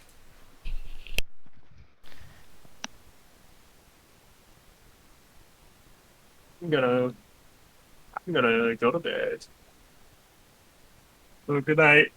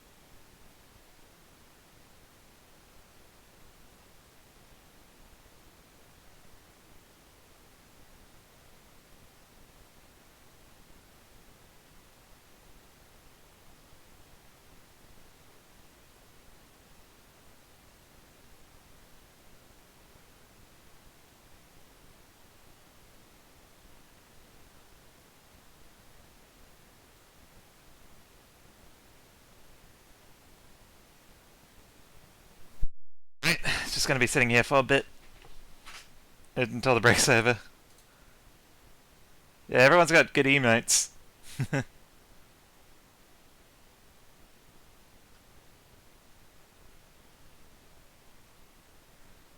Okay, anyone?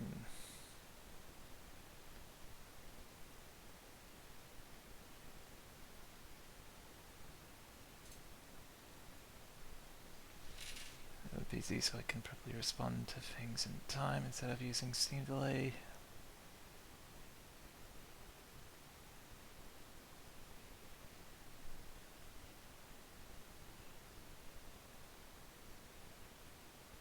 I don't know if you guys are like picking up my background audio. I'm noticing there's a little like blip in audio. If it is, I'm sorry about that.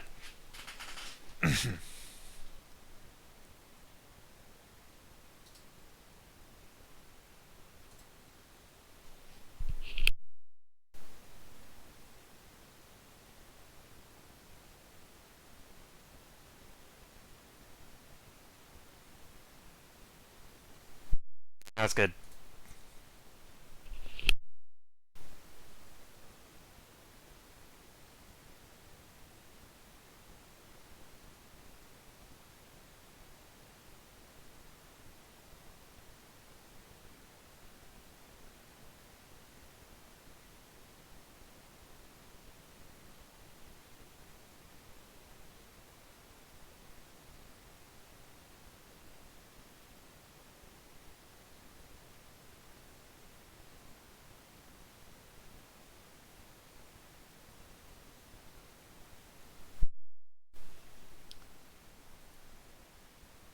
It's good to know.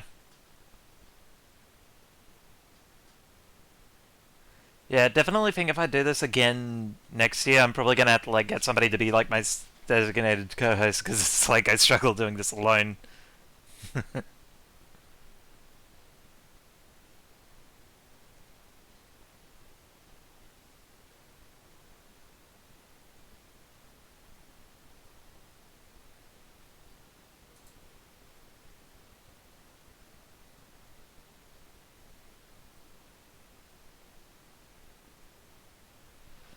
So it's like next we'll either do Bun and Gun, Prototype N, or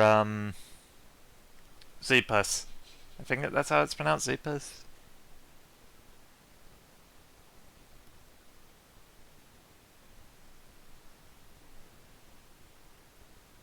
Stream mate.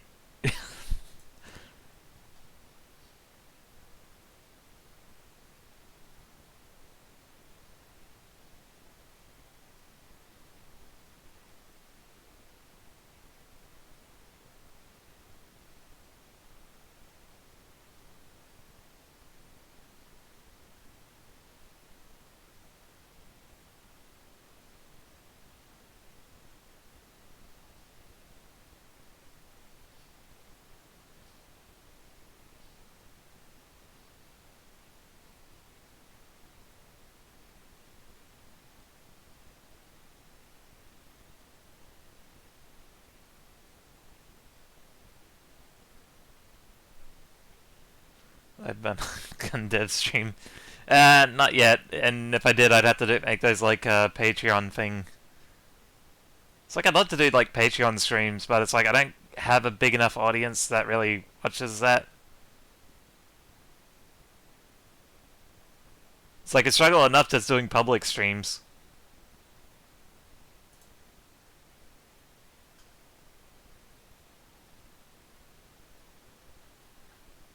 Maybe if I get popular enough.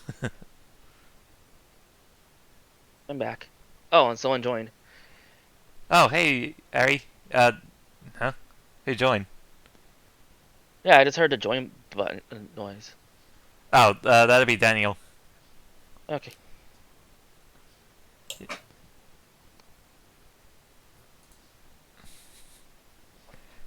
So, Daniel, is you there? Do you want to do your game next, or are we doing Prototype N first? Flip a coin, and then we'll decide. I don't know. Okay. Flip coin. Does that generate anything? Yeah, okay, here we go. You get heads. Okay, it's I Tails. guess. Sorry. Wait, what now? I Don't just change it.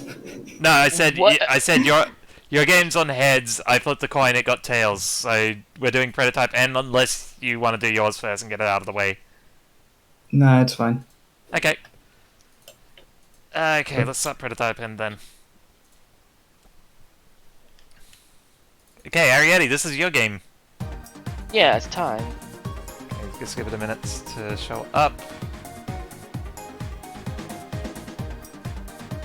Stream quality. Yeah, that's all good. Okay, so I guess before we get started, is there anything I should look at? Not really. So options. No, that's fine. Change resolution again. There. Already made games. So do a save file to start new game. So this overworld thing was recent, wasn't it? Yeah, it was. It was something I did in the last 2 weeks of development of the demo. Nice. Yeah, it's like I noticed you do like a lot of big features close towards the demo releases. Honestly, the development time for each demo is not very long. So it's still pretty impressive how much work you get in. Yeah. Though it does help that some levels are essentially like remakes of like levels that had like in really old builds, but they've been touched up and everything. Oh. Like I just recreate them and make sure they up to the new standards.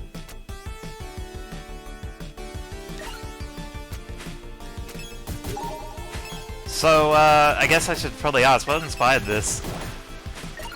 What inspired is it's a very long story. It started back in 2005. It was kind of like a completely different game when I first started working on it. It was kind of like slightly of a joke game, but then I started taking it a little more seriously as I developed more and more. Then I started rebooting the game. Then I started having a more clearer vision of what I want out of it. So what you're seeing right now is like a result of like 15 years long of like 17 years long actually of like figuring shit out for the game. The game is like Mega Man 5. Why Mega Man 5 specifically? Oh yeah, it's like, I guess we should get back to that. It's like, yeah, there's like elephant in the room, there's a lot of Mega Man inspiration in this. Yeah. It really just starts and ends with the moveset and some mechanics, but ultimately I kind of designed it like it's like something I'm making. Finally, Mega Man 2.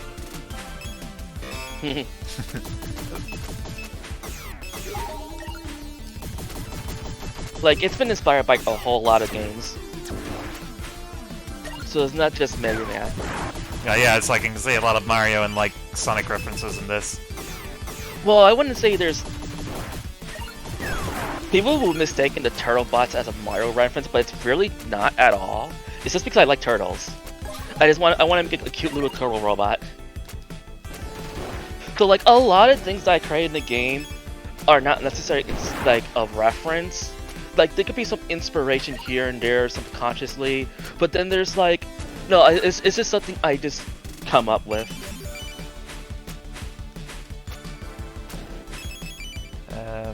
Okay, so... But But like the item bouncing mechanic though is inspired by Shantae for the Game Boy Color. Yeah, I was about to ask about that. Yeah, there was a mechanic in Shantae, original game, where like when an item falls into like the pit, it bounces up, so you get a chance to actually pick it up. Oh, okay, I didn't know that. You could just slide into enemies. Oh yeah, you can always do that. Yeah, Rummy's been here the whole time, but hi, Rummy. Oh, right. Actually, you know what? I'm gonna start sliding into enemies more. Yeah. I feel like my entire life's been a lie. Most enemies will die from a single hit with a slide. Some take a few hits, like the big turtle bot. But you can also weaken them and then slide to them. If you want to go about it quickly. So I noticed sometimes when you click the orb, it's like your character still like moves towards the direction they moved in. Yeah, it's just a glitch.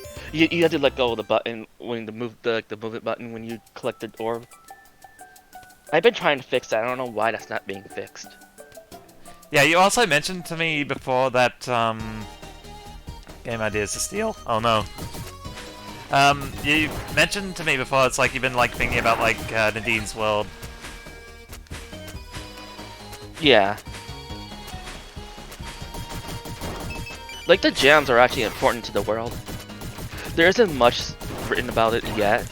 Yeah, I was about to say there's not much story in this yet. Yeah, like there's even like a gem on the Nadine's chest. It's basically I guess it's just like a power source for robots. It's one of my ideas. Oh, she's a robot? Yeah. I always figured it was like, figured she was, like a human in, like, outfit or something like that. No, she's a robot. Yeah, good for her.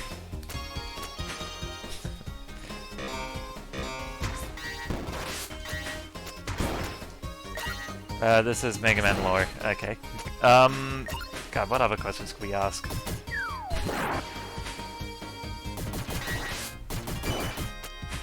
So I guess what's...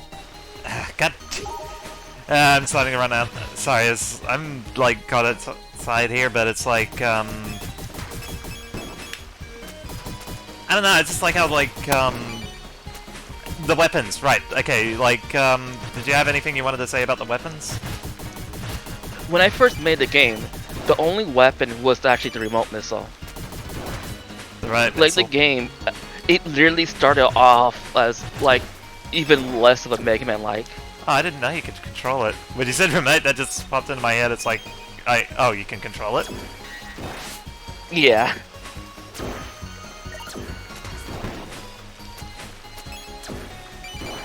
But yeah, the game when I started making it, it initially started off like a completely different game. Like back when there weren't even gems.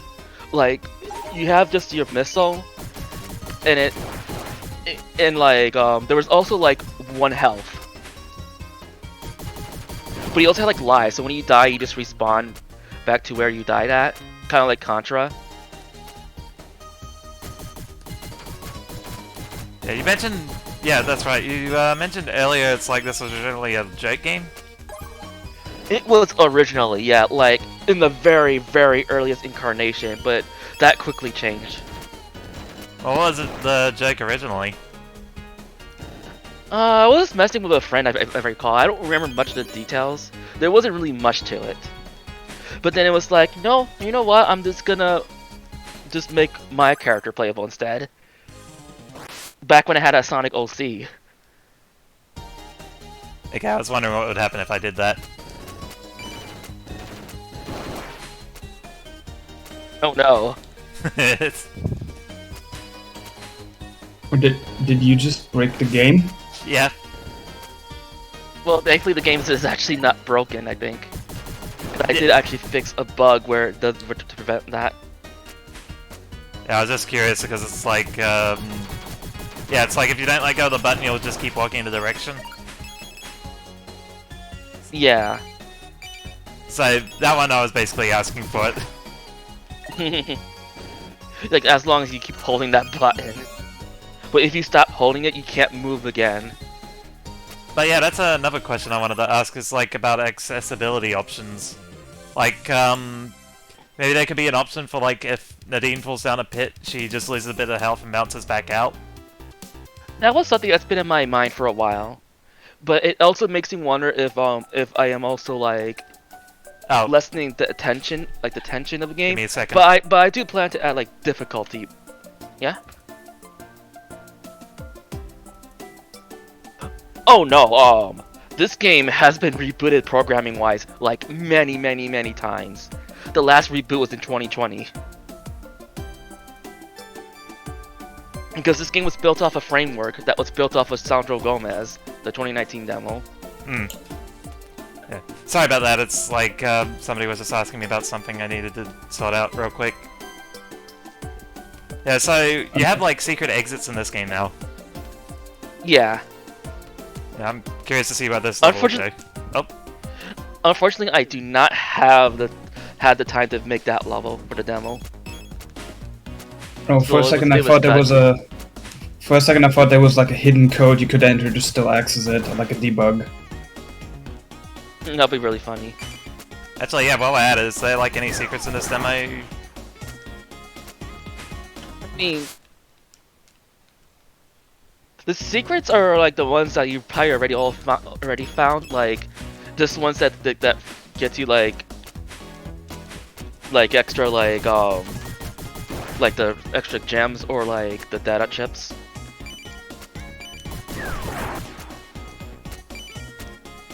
And speaking of the data chips or something like they're collectibles, right? Yeah. But like I haven't really figured out exactly what I want to do in the final game with them.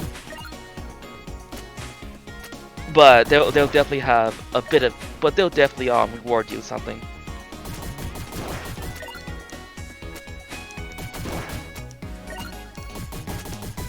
Sorry, it's hard to ask questions and concentrate on the game at the same time.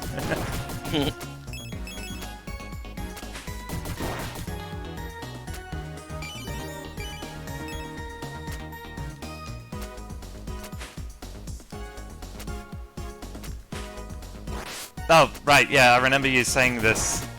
You made it so that touching the sides of the spikes don't hurt you. Yeah. Like that, yeah. Yeah, I noticed you designed that section so that it's kind of hard to jump over those spikes without touching them.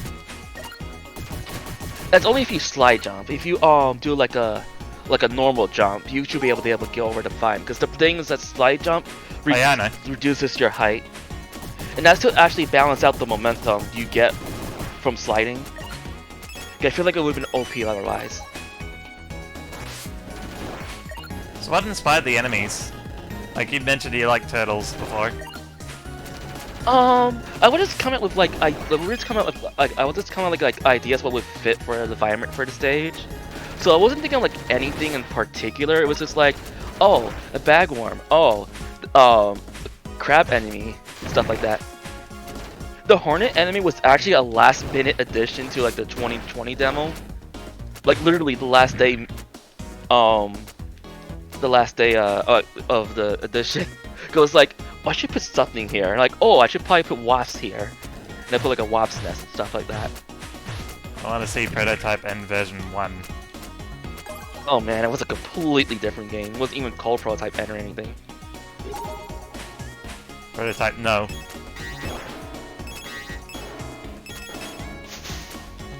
So I can infer from the name it's like Nadine's a prototype then? Yeah. Basically. And she does not know her creator, which will be a big plot point in the game.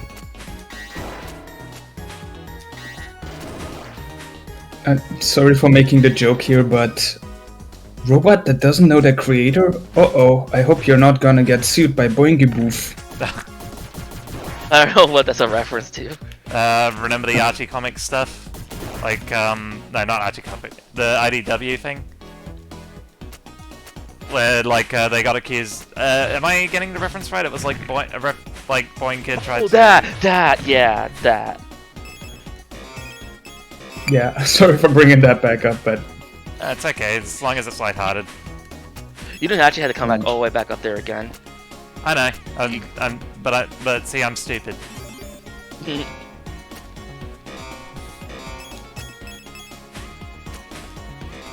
lawsuit was weird because it's like, you look at that comic and it's like they took a lot of designs from Disney. Yeah.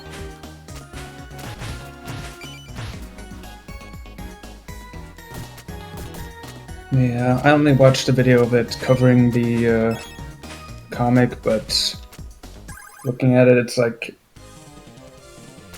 a lot of crying wolf. Oh wait, no, that's probably the wrong term for it. So is there any bonuses? Don't do that, please. Wait, what? You were about to fall to a pit. Like you were just holding left when you got the when you got the orb. Oh no, you did die. I'm sharing it on Discord if you want a more live version of the game, by the way. No, I'm not. I'm not actually at my computer right now. Yeah, it's just like hearing this like explosion noise, and it's like, wait, what happened? Oh, the log fell down into the thing. Yeah, Yeah. I gotta stop being a show off.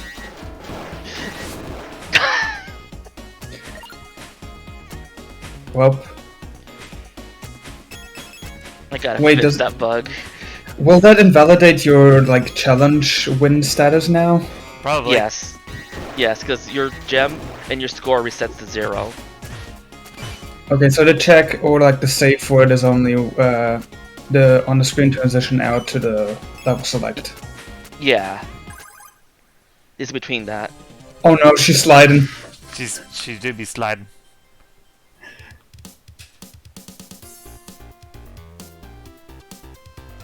I gotta stop doing that. It's gonna get me killed. Boss isn't available. Yeah, that was something else. It's like I know, like in Mega Man, it's like they always had you fighting a boss, so it's kind of refreshing to just play like a kind of Mega Man inspired game where it's like you just complete stages, and it's like bosses come in later. Yeah. Wait, did it actually save the... Wait. Go Oh. back down here. Let's see here. At the third stage. Looks like it. Got the gold Yeah. star. Okay, that's Huh. actually hilarious. I guess it did save. Holy shit, it did save it. Cool. That's funny. Oh, we got some demo scene stuff going on here. Oh, nice parallax. Yeah, I'm still proud of this parallax. It's like... It's a decade old, but I'm still very proud of it. I think that might be why some people actually mentioned this game was like Amiga inspired. Or at least they guessed that in chat. It's not even inspired by that. Because I literally never play an Amiga games. Whenever people say, this one's an Amiga game, like, I've never seen any of it. I can see some Euro platformers from the Amiga being sorta like it. Like I do remember there being a platformer. Now I wish we had a Euro Stank version of Nadine. It's like one artist for like European like Amiga games.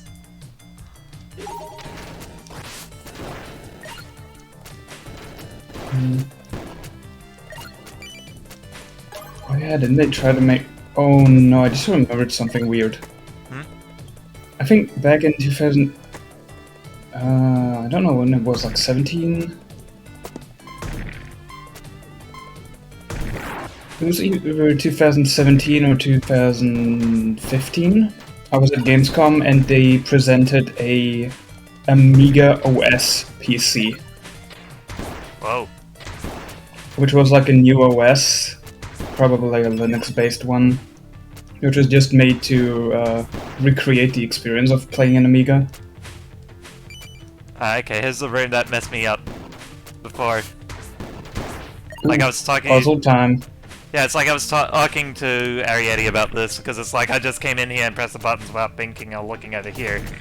But it's like, if you look over, you'll see it's like some of the path is blue. Also, these switches don't reset. Yeah, that's actually all being fixed. That's all got fixed in the upcoming version. There's even a reset button now. Yeah, and it's like... Yeah, I appreciate you listening to my feedback on that. Yeah, I don't really want the data chunks to be too annoying to collect. Cause it's like, oops, you gotta start over the whole level, and it's like that doesn't really add to the challenge. That just adds to the tedium. Let's say over here.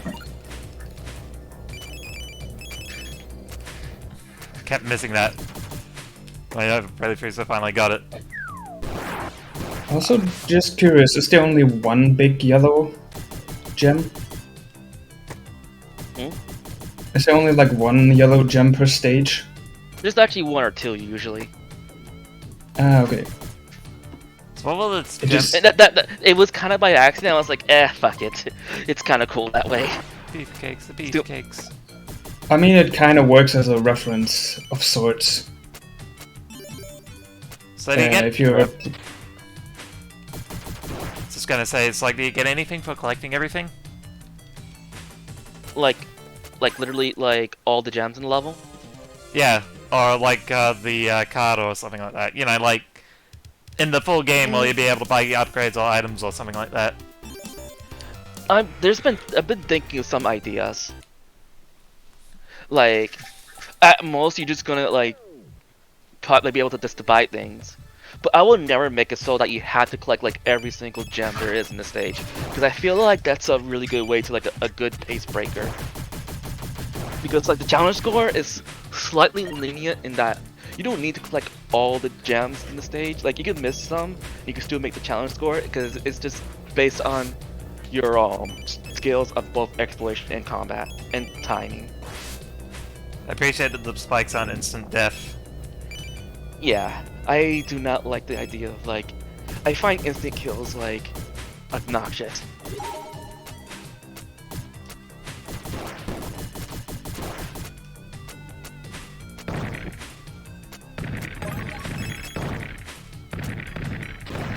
Although there's a bug when you slide through it like under the spikes that the ceiling protection doesn't like shrink down with you. Oh no. So I'm gonna fix that in the next update, because the whole collision ceiling collision thing and stuff like that was actually like a late addition, and I didn't think about sliding. Oh, that's what I get for being impatient. Because in the previous demo prototype and the spikes can hurt you from like all directions because the programming to work against that was not going well. So that was fixed in this demo, but that was like that one oversight.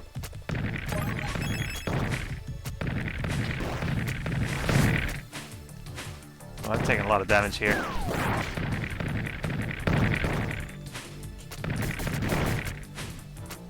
Yeah, I think in like this section where it's like you're riding on the pulley platforms, it's like I see that one down there. I instinctively feel like I need to jump down to it first. Yeah, I actually changed that in the upcoming update, where that one's actually replaced, in the one that you take initially actually just zips you to that side instead. Like it takes you all the way there. So now it's like way more obvious that the one with the one that takes you to like the secret area is more obvious that one's secret. I admit this level was kind of rushed like the last demo, because it was actually ported from like the old incarnation of the game.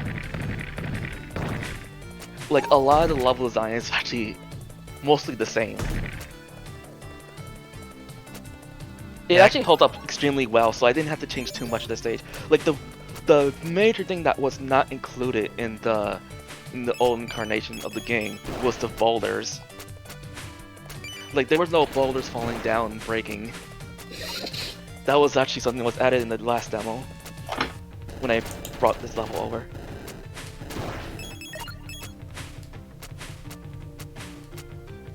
And also I actually redid the graphics for this stage for this demo, because the graphics from the last demo was actually the same graphics from a long time ago. I was like, yeah, this definitely needs updating. I just didn't have the time to fix it last time, because I was like too busy with Emerald Ties demo. So like the 2021 demo was actually very rushed, to the point that when the demo first released it, when you get in the minecart or then die at some point, the whole game just breaks. Oh no. Yeah, but I fixed it like within the hour stage 2021 open. It was like, oh shit, thank you for showing me that. I know what's going on. Yeah, I've been going through that crisis a lot with like Sonic Worlds Next, because I keep getting like reports of like horrible bugs that show up. Yeah, but thankfully at least Sonic Worlds it's like at least a framework, so people could get around to fixing that themselves. Yeah, And it's a also feature. could help provide. Yeah.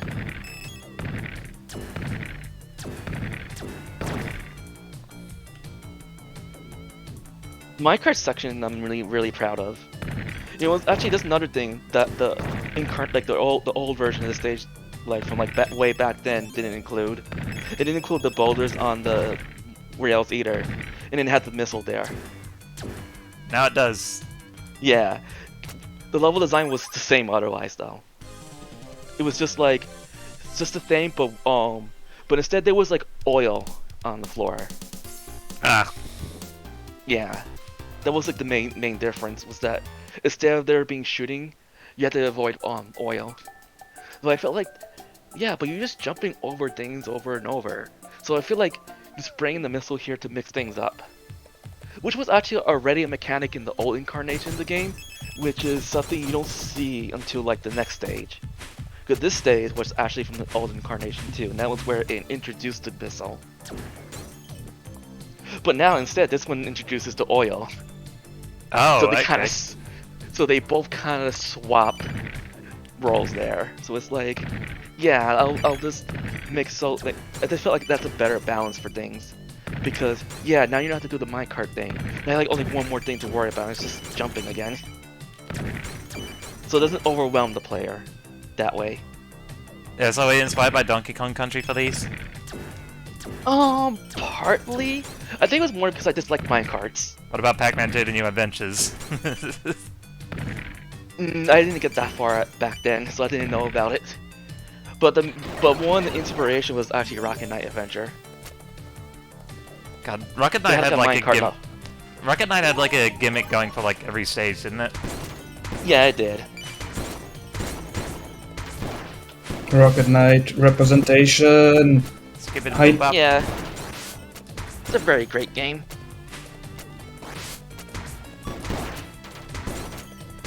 I keep thinking that's my like a low health level beep or something.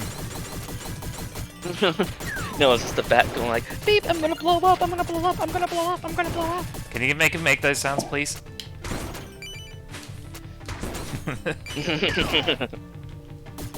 What? Make the bat say, "I'm gonna blow him up" when it's coming. Oh, that's such a How tease. mean. I'm out of weapon energy. Oh, god damn it. Oh.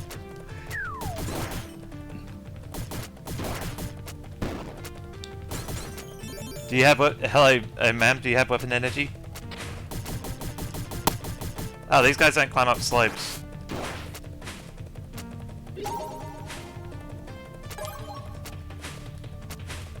There you got some weapon energy. You can slide to them, yeah. Yeah, I keep forgetting. I'll definitely change that. I'll definitely change that placement of the enemy there.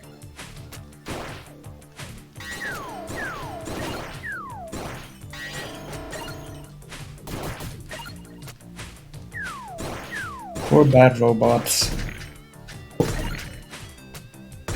Hey, be right back for a second. Someone's calling me. Yeah, sure. Ooh, I'm running out of steam. Should be good for the rest of the stream, though.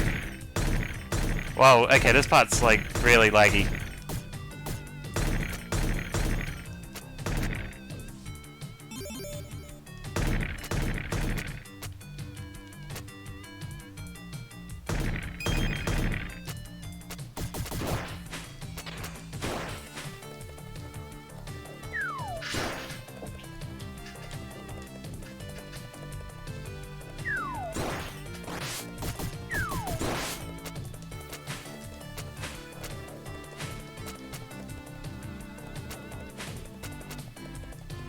Uh-huh.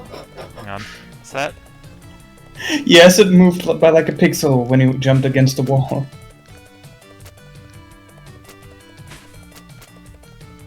Okay, what is going on here?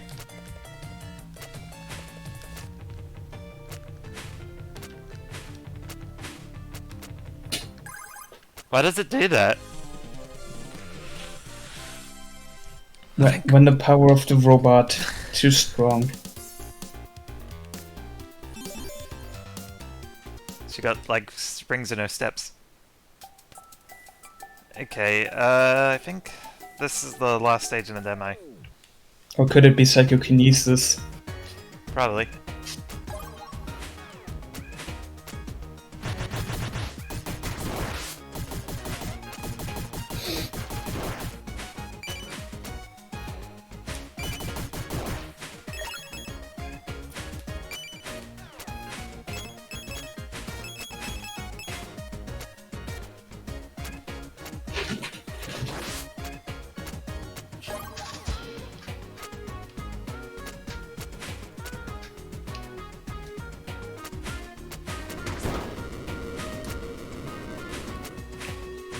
Okay, why is this such a banger?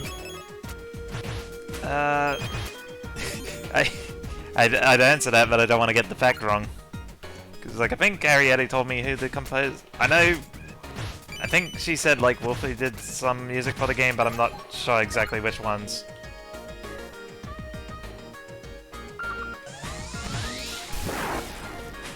Ooh, Oh yeah, this is a... screen clear. Yep.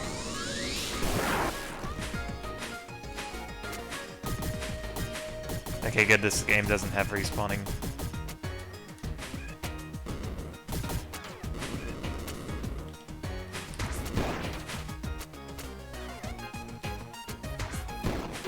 I thought that was an enemy.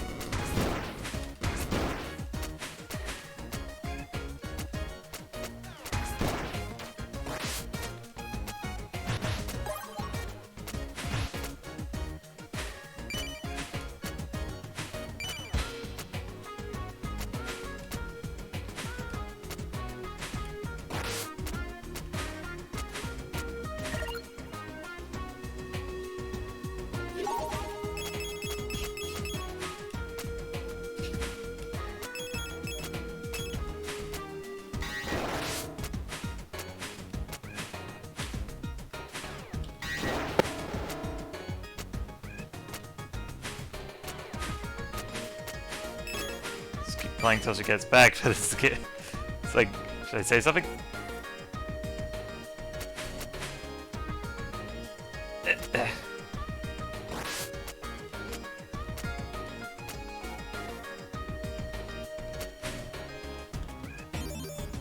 Yeah, now I see. Yeah, there's at least more than one. Yeah, there's at least like sometimes there's two of them. Yellow gems. Oh, did I collect one earlier in the stage? Oh yeah, I did. Yeah. Yeah, when I got the screen cleared. Nuke.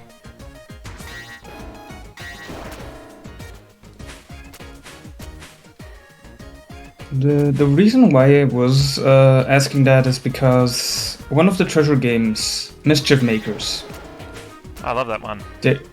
Yeah, there's the edit thing where you have to collect the golden gems, and there's only one per stage. Oh yeah, I remember that. Maybe we should ask her when she gets back if that's what the case is here. Yeah, I was curious too. But considering there's like... It was just like, oh, sometimes there's one, sometimes there's two. Oh. Huh? Oh! Oh, it actually goes up into the sky and then...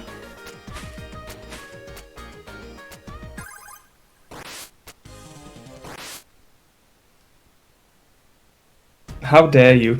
I don't know why I keep doing that. Nadine needs the gems, she sure does. It's like I'm basically asking for death at that point.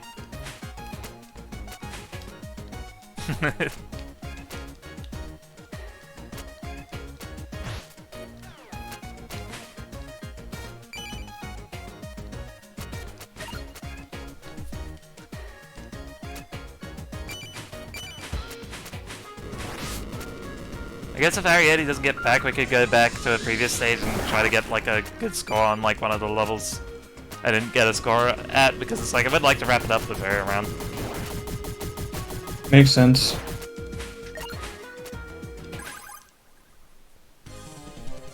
I was about to ask, like, can you try to push it again? Nah, just kill me again. It's funny though. Yeah, was that the last stage? Yeah. Okay, well, like, complete the stage, otherwise we'll go, like, 100% of the stage I didn't clear. Or you can try speedrunning it. Let's see how much of a point bonus you can get. Yeah, we'll just say that until she gets back.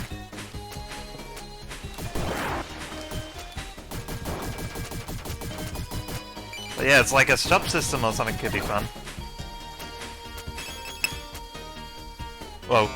Did anyone else hear a beep? Yeah, I think that might be my phone. Oh, okay.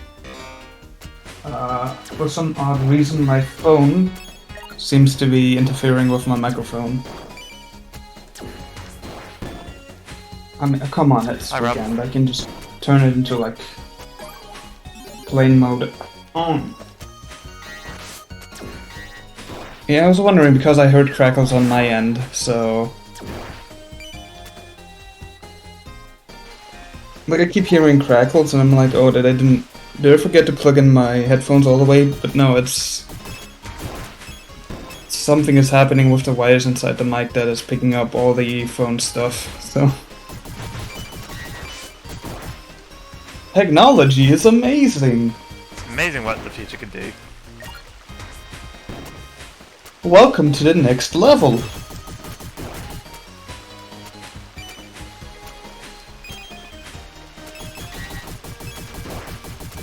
You know what, yeah, I think after this stage, if she's not back, we'll just, like, we'll play your game, and then when that's done, we'll just ask her if there was any closing thoughts she had about her game.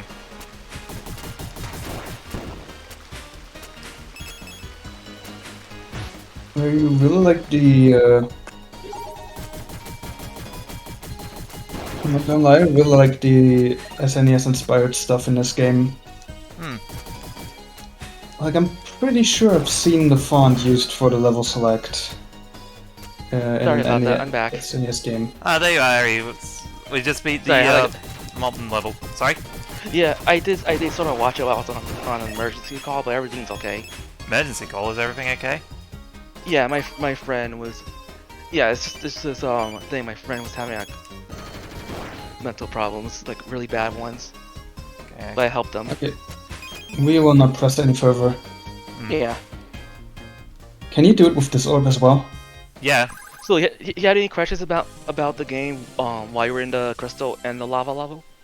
Yeah, what was the inspiration for the lava level? Because I see you push that one a lot. It was actually the whole idea was just that I just wanted like a lava level with a factory.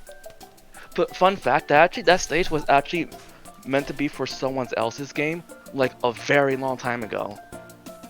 Huh. Back in like 2006 or something like that. But that project was going nowhere. So we kind of like stopped making that game. And I decided, you know what? I'll just take this stage. I'm really proud of how it came out. It's mine now. So then yeah, and then I just like refined it and just refined it. A lot of people came out pointing out that it's a reference to Flame Mammoths, but it's not at all. Yeah, I was It's about just to a say, I got coincidence. Flame Mammoth vibes. Yeah, it's actually a coincidence. It did have some Mega Man inspiration, like the steel blocks like sinking to the lava. That's actually inspired by Mega Man 03's lava level with the rock sinking in the lava puzzle.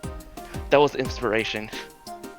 But the rest of the level was just happenstance. It was just like I just want to make something that has a like it's like lava in a factory. I think that's badass. So I went for that. Oh, right. Yeah, the music too. Did you have anything you wanted to say about the music? The music is like composed by like 4 different people. Like Woofle, she did music from Freedom Planet. She contributed to like the majority of the music in this game. Ah. Like the title screen, the world map theme, and High Top Mountain Round 2 and 3. And she Oh. also did the music for Molten Factory. Nice. Yeah, Daniel was just saying it was a banger. Yeah, she did a very great job. James Landino, who has worked on like Sonic fan games like before, and I think maybe this after the sequel. Not sure which one, if like both. I know he has at least worked on after the sequel. He did the music for like the first stage in the game. Hmm. And Great Space Adventure, he did the music for like the main menu music that's not used in the demo right now. Oh. You know when you hear in the title screen in the older demos? That one's entirely him, along with the level cleared theme and the results screen. Amy Wright did like a rearrangement of the victory theme in the 2021 demo that's also featured here. Abandoned Mines Round 1 was also composed by Great Space Adventure, but Amy Wright also rearranged it because that song was like really ancient I think out of all the songs in the game, there's only like a few that came from like old incarnations of the game. Like Abandoned Mines, as far as stage music goes, is the only one that got carried over. Every other song is new, like brand new. The menu theme, that's not used in the demo currently. It's actually from like a very old incarnation back in like the early 2010s as well. The results and the victory theme as well. Because Great Space Adventure used to be like the sole composer for the game. Like he was like the only one.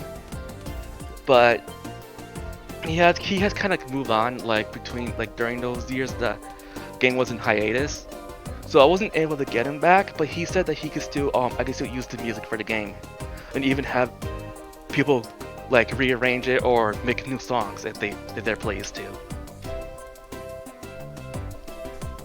His only request though is that the boss music has to be cannot be replaced. Like they could be remixed, but don't replace them. I'm too proud of them. Aw. He said something along the lines of that. I'm like, yeah, I agree, because those songs were way too good. The bus music. Which is not in the game at the Yeah, I moment, was about sadly. to say, so it's like, we haven't had it yet. That's the something to be saddest excited part. for. Yeah, that's the saddest part about the demo, is that I didn't have the time to make a boss theme, so that was not in the plans. I was like a little sad because I really want to show off the boss themes. He did really good with them. Yeah, I can relate to that. Yeah.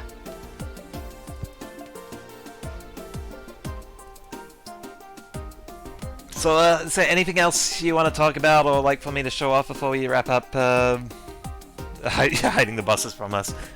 Before we wrap up the game and move on to ZuPs? Do you have like any other questions? Or anyone in the chat or in the voice call has any questions? Yeah, anyone in the call?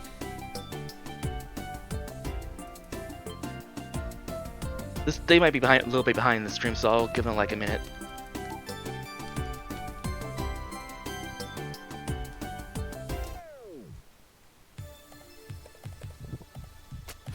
Oh, if you're curious about the world map, where the inspiration came from, people would say it's from Mario World, like some Mario Bros. 3. I'm like, yeah, you're kind of right there. But actually, the primary inspiration was the beta version of Yoshi's Island. I was gonna World say map. it's Joe and Mac. I never played Joe and Mac. Sorry. We're just about done with Ari's game. We're gonna get to yours now. But yeah. No, that's not what I meant. I accidentally burped Oh, okay. and forgot to mute the mic. Sorry, Ari? So I do have a question. What's your favorite weapon in the game? Probably the twin lasers, honestly. Yeah, the twin lasers are a little jank, but they're really powerful. Hmm. But I think what most people never notice about the cluster bombs is that you can actually aim upwards or downwards a bit. Oh, yeah, I think I remember you telling me that. Yeah. And it's like, that one and Bolt Strike are the only weapons that can actually pierce through enemy shields. Yeah, but So while the remote missile, like, it's like a little slow, but you could like correct its course while it has like a high damage output, cannot pierce armor. So that's where its kind of weakness is that and the slow speed. But cluster bombs is like, yeah, it'll fuck things up if you use it right. But it's also harder to aim. And it doesn't do as much damage, but you can still fuck things up with it. Twin laser is just outright, this is very hard to aim, but it'll fuck shit up. Especially enemies with big hitboxes. Because it's hitting them every frame it's touching them. Alright. Yeah, I think that's it now, isn't it? Yeah. Yeah, okay, that was a really good game, Ari. I'm looking forward to next year's demo. Thank you. Okay, let's close that. Daniel, we're gonna move on to your game next.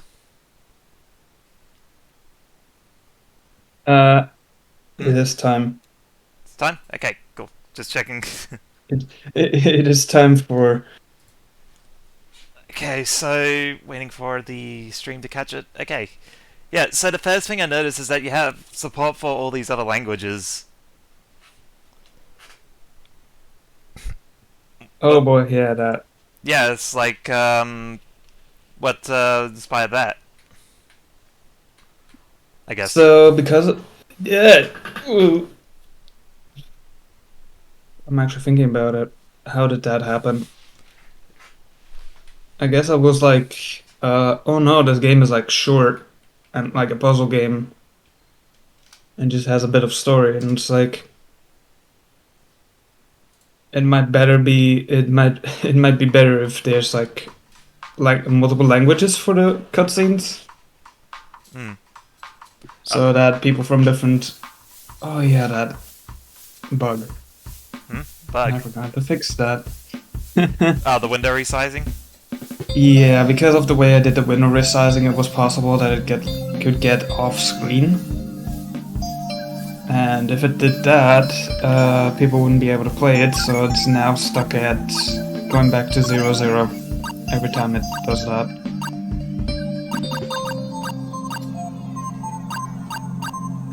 But yeah, and originally I had 8 languages planned, but 2 of the translations were never finished. At this point, I don't think they will ever be finished. Oh, press button on controller sync. Now this seems to be sadly broken since of a Windows update. Yeah, I'm also noticing down there it says released at Sage 2020. Because that was the first time this version of the game was released. I'm noticing the exit thing went out of the screen region.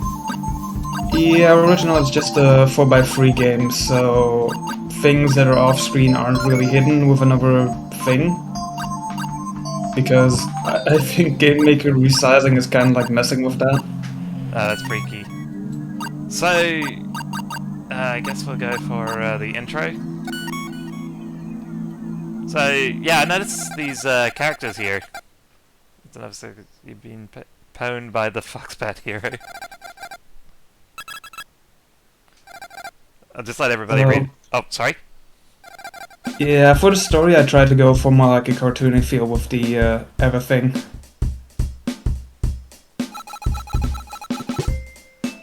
Yeah, I like the hand-drawn art here. It looks really nice.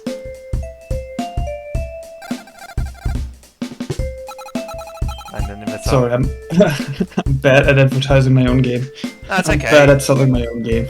No, I should be the one, like, helping, like, asking questions. So, these characters, what was the inspiration for them? I just had them for like several years and I was like, sure, let's put them all in the same house. Yeah, that's fair. That's kind of what I'm doing with my little character in the corner here in the stream.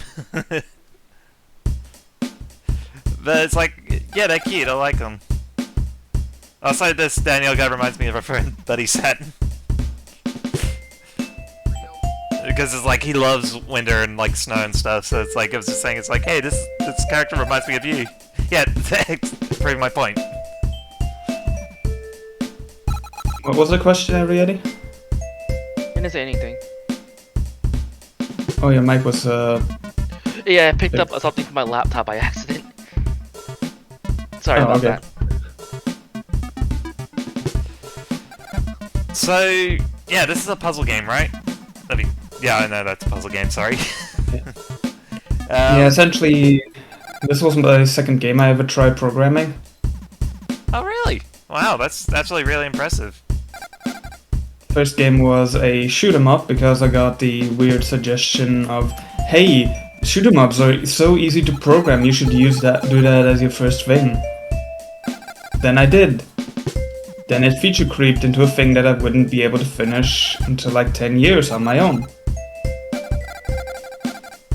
So I decided, let's not waste 10 years of my life doing a game that I don't know if it will even be noticeable in 10 years.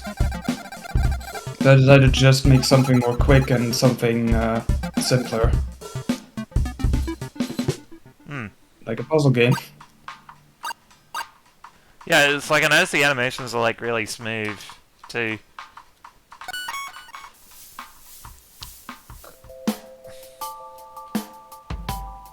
playing until you reach the goal. 3, 2. So what's the puzzle game inspirations for this game? So at first I was just messing around with it, like thinking of stuff what I could possibly do, and then I settled on the game that I was playing at that time, which was Magical Drop. No, I was thinking Panel Upon. I guess it's like that game was also inspired by that. No, it's... Okay, so the primary inspiration for the gameplay, the picking up and dropping, is actual Magical Drop. But I decided to actually go and break the rules of the game. Yeah? Because in the original you could only do vertical lines. If you stacked 3 on top, everything that was connected to that stack would disappear. And then it would chain react upwards, and you could build like massive chains and send tons of rows over to your opponent. For this game I decided to mix this type of gameplay together with columns, which has all the horizontal, vertical and diagonal clears. And to make sure the game has a bit more going on, I decided to also include a bunch of Panel Upon related mechanics. As in Tetris Attack. Okay, so this is interesting. So in your game, there's a... So how does the spawning system up here work? It's actually pre-made. That's actually surprising, I didn't think it was.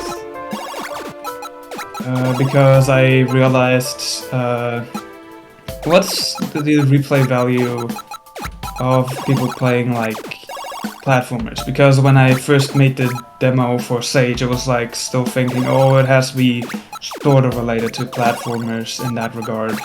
So I was like, okay, what would be a reason for people to replay a stage? The muscle memory, or like figuring out how to be faster or better at a certain stage, right? So I decided, you know what, why don't I make each level like have a preset design for the level. Like you can actually redo this level and it still has the same layout, so you could try and see if you could do better chain setups, or find a way to get through the stage more quickly. And since then I kinda just kept doing that for all the stages.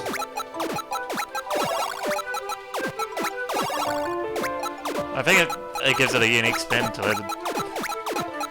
It's like I said earlier, it's like I thought it was going to be all random, but it's like, it actually adds a lot to the replay value. Yeah, because I decided, oh, let's keep track of the records for each level, like how fast and how many points you got from chain reactions and doing things bigger. Finally, competitive puzzle games. Finally, puzzle games.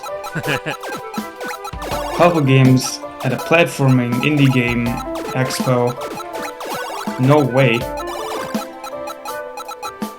Yeah, I've seen like people mix platformers into puzzle games, but it's usually they make it like a separate, like 2 separate games just mixed into one, and it doesn't really work. Like the Tetris in Sonic 2 ROM hack. I was more thinking like Tetris and Mario. But it's just you press a button to switch to Tetris mode, and you place the Mario blocks down or something like that. What? That does not work. Like there was a Sonic ROM hack where if you went to the special stages, you would be playing Tetris Yeah, and that trying game. to clear rows. Yeah, I remember that one. That one has cool remixes. At least it had that going for it. I thought it was Because, yeah, entertaining. it was. Just a bit simple. I mean, it's But Tetris, yeah, yeah. in terms of mixing platformers with puzzle games and being like separate modes. But here I actually tried to implement this as part of the game itself, that each level is replayable. And last year I decided to completely upgrade it by giving each difficulty level its own level layout. So that it isn't just like, oh hey, it's the same level, but faster! It would be like taking, I don't know, Mario World 3. Level 4 of the first world, that was the outer scroller, right? I think It's so. like, it's like, what if in World 3 it was the same layout, but it scrolled faster? It's just like, not really something. Oh yeah, who did the music for your game? There's a weird dude who goes by the name, Daniel Rotwind? I don't know, who could that be? Yeah, they sound nice. Yeah. Probably a jerk. I've been talking to them, like, in forever. Nah, just... Okay, jokes aside, I essentially tried to make the music all myself in FL Studio. Because I still had a copy of FL Studio from, like, 10 years ago. I bought the license, and once I had money from a job I was doing, I was like, sure, let's pick this up again. Oh, this little fella's adorable. Yeah, she really is. Now, I tried to implement as many characters as possible into the story from the pile I had, because most characters I can remember from the top of my head are like 20 to 25. Ah. But I've made over 100. Oh my god. So it's like, oh no. I mean, that's impressive, though. It's like I only got like 3. Yeah, it's like, it's kind of funny. It's like, there's people who are like, oh, I have a handful of characters. And then the people there are like, oh, I have a handful of characters. And it's like, over 150.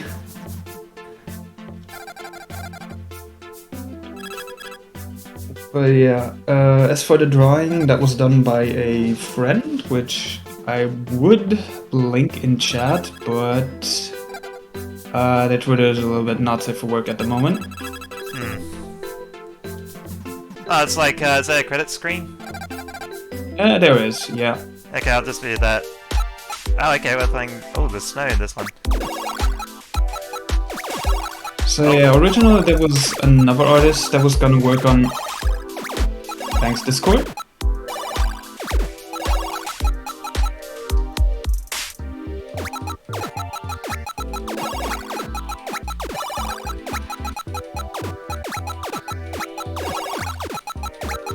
I like, First, Oh, sorry. for a second I thought Jazzy Man's comment was about my game, but no, that was from like 15 minutes ago. Oh.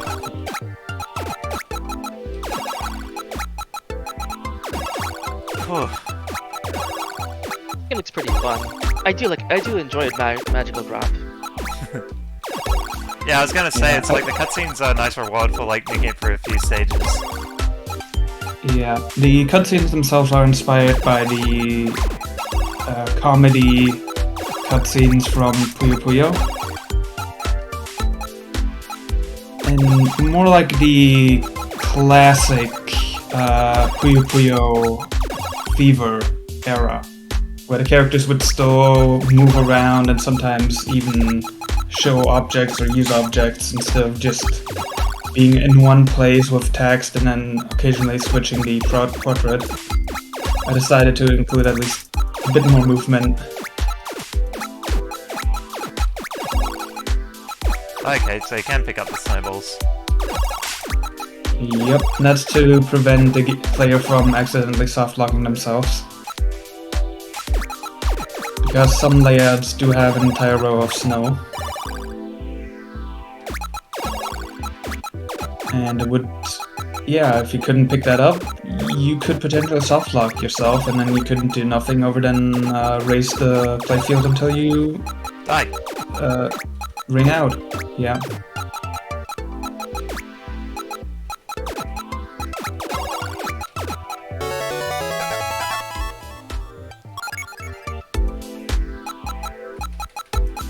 Sorry if I'm not Oh, too yeah. active, I'm actually pretty exhausted. Nah, it's fine. This is a...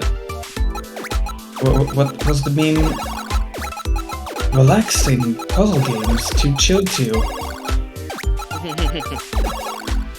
Yeah, honestly, it's kind of nice to play something that's not too intense at the moment. Yeah. And I'm glad I was able to finally figure out why my game was bugging out, and some people with higher refresh rates or newer graphics card had the game stuck at 30 FPS. Yeah, that's Game Maker, so alright. Yeah, it was literally just flipping a switch that I didn't know I had to. Yeah, that's Game Maker. I always want to make a puzzle game, but I can never figure out how to program matching the pieces. Oh, I actually am doing it in a janky way, I think. I mean, it works. Yeah, it works. But it can sometimes lead to the game bugging out and orbs floating. If people play really fast. Or if Game Maker decides, you know what? You did do the clear, but I'm just gonna ignore it because you were on that one single edge frame where I wasn't supposed to do it. It's weird. Yeah. Either that or there's some code that is completely...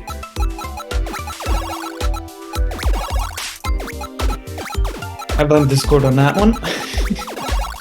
Actually, the game just got really slow for a second. Yeah, that's what I said. I'm gonna blame Discord for that. Fair enough. I'm also gonna blame Discord for that one. But yeah, I'm just seeing it on stream. Yep, that is how smooth it was meant to go. But for some odd reason, on some streams it just ended up being at 30 FPS. Because apparently when something is called an alternative syncing method, it means the correct syncing method for modern hardware, and how the heck was I supposed to know I was supposed to keep that on?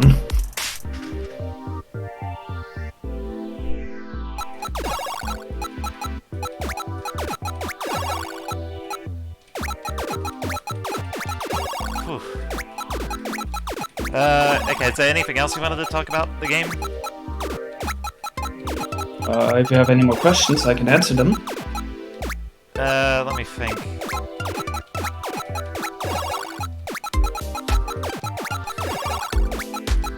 It's like I'm pretty much at the end of my energy. I'm probably gonna have to stop soon. Okay, I think if you do one more stage, after that there's the boss, and that Okay. might be a good cutoff bound. Yeah, I was gonna say, boss is probably a good endpoint. Yeah. I think I can pretty much spoil it now because the game's been out for like 2 years. Oh, you just unlocked achievement. Oh? So, with the last demo, I decided, you know what? Everyone who worked on it should probably get a little bit of a credit on the game. Not only within the credits, but also as an unlockable. So I decided to actually hide a few of the playtesters and people who worked on it as cameos that you can unlock with various conditions. Oh yeah, how do you switch your characters? They're just cameos on the select screen. Ah, okay. For now there's only one character because I couldn't finish the sprite sheets for the others in time, and at this point I might as well keep that feature for the next version of the game. Yeah, you said this is like the 2020 version. Was there any differences made for this stage? I fixed cutscenes. Characters are now properly blinking, instead of being just cardboard cutouts, Ah, the Half-Life 2 update. I guess.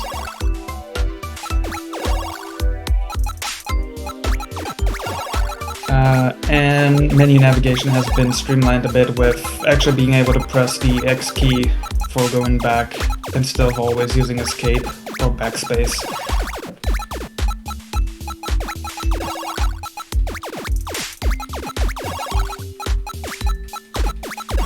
But other than that, the main big difference was in last year where I added, as I said, the layouts for each different difficulty level. And also decided to add a third difficulty level. Before, in the 2020 version, it was only easy and hard, just to give people who are more experienced with these type of games a bit more of a challenge, instead of being like, oh hey, this is nice, but it's a complete baby game. And I'm like, no. I preemptively wanted to avoid that, but now there's 3 difficulty levels, which I pretty much said is for beginners, for people who are used to puzzle games, and for people who want the extra challenge. Because I don't think I went overboard with the hard mode, but I decided to add very silly patterns into it. I should probably mention I'm playing on normal, right? Yeah. Normal mode still has them mixed up quite a bit on the level, but they're still in easy to use chunks. Meanwhile, hard mode will sometimes put the same, let's say 2x2 color pattern in blocks. So you would have to shuffle them around quite a lot to try and create combos and chains. So there's a slotting thing going on. Yeah, especially in the late game where there might be 2 stacks of a color, and then you have to really figure out how to even clear them. It's very simple. You over there. Oh yeah, classic comedy trope, like, about to do an explanation. There's no time for that. Come again.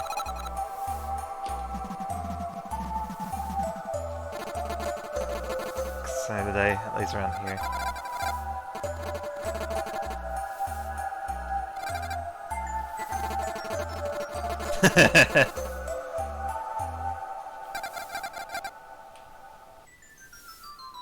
These characters are cute.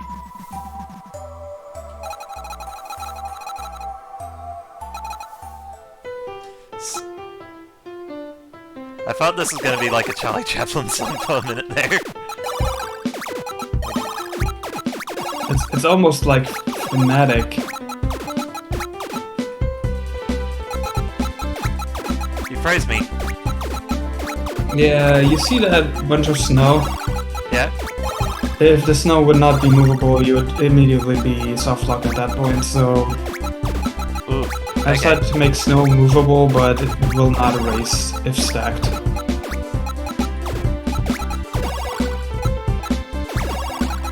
So it is pretty much, yeah, kind of like Puyo Puyo's garbage blocks.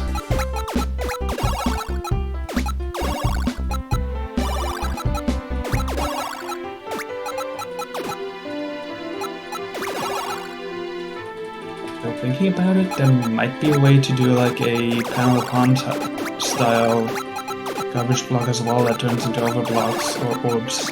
it'd be cool if I could pack this guy back. Well, you kinda are, True.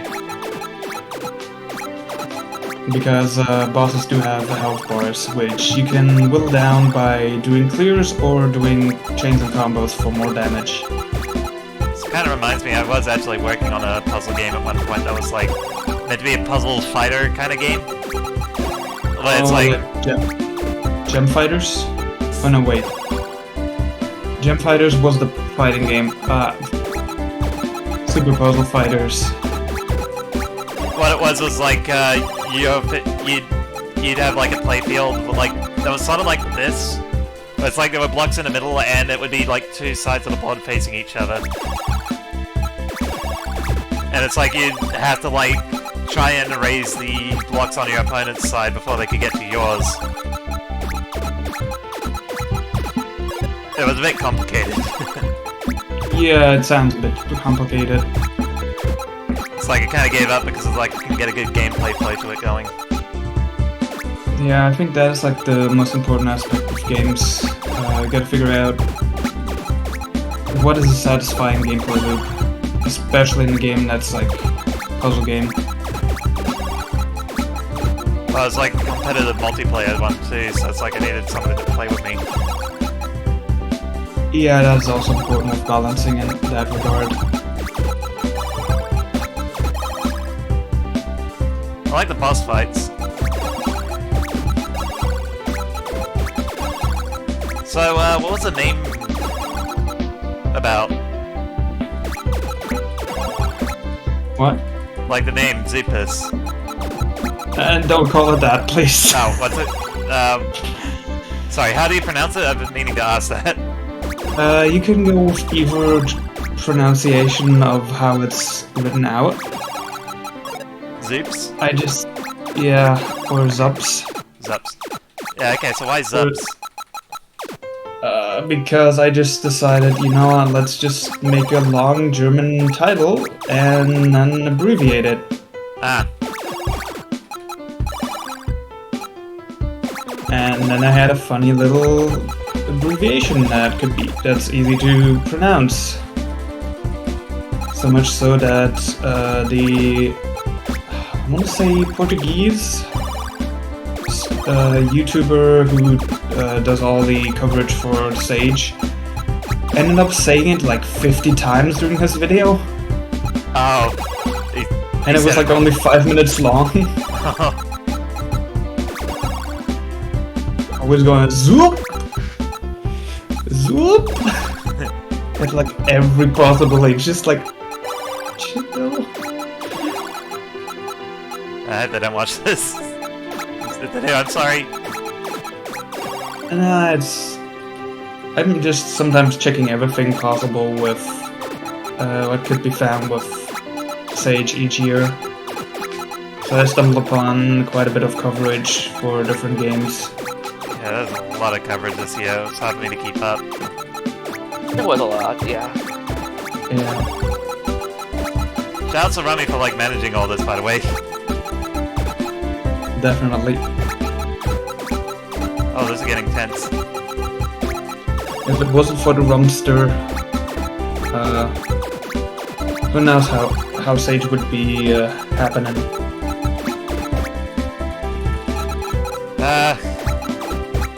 Also, yeah, he did mention he will cover you in ice and snow or something. I forgot what the dialogue was. I've written it like 2 years ago. Oh, I'm screwed. Or are you?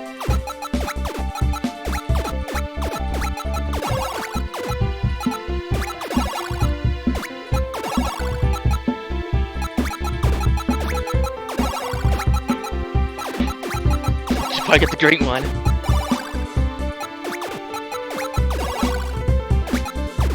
Please.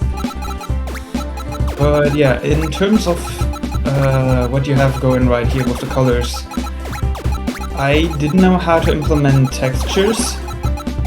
You might want to try and clear something near the snow so you have more space. There's so much snow build-up though.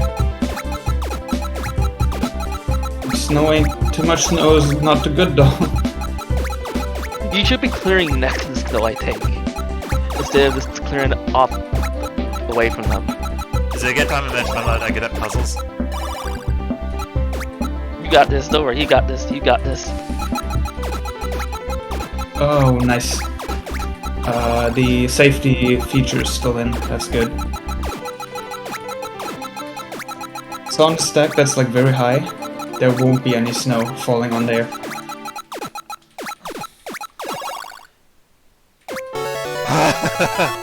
Oh, that got tense. There's me, it should be old buddy, battered and bruised.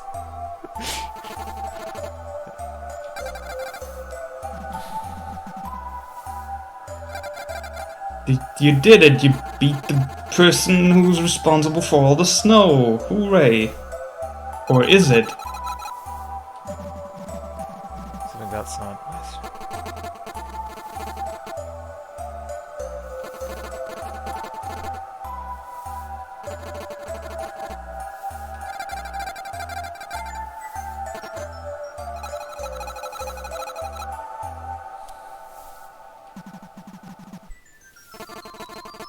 This purple fox came around and offered me money for making it snow.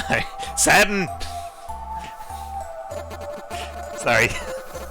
No Saturn. No, there's a friend of mine. He would pay somebody to make everything covered in snow.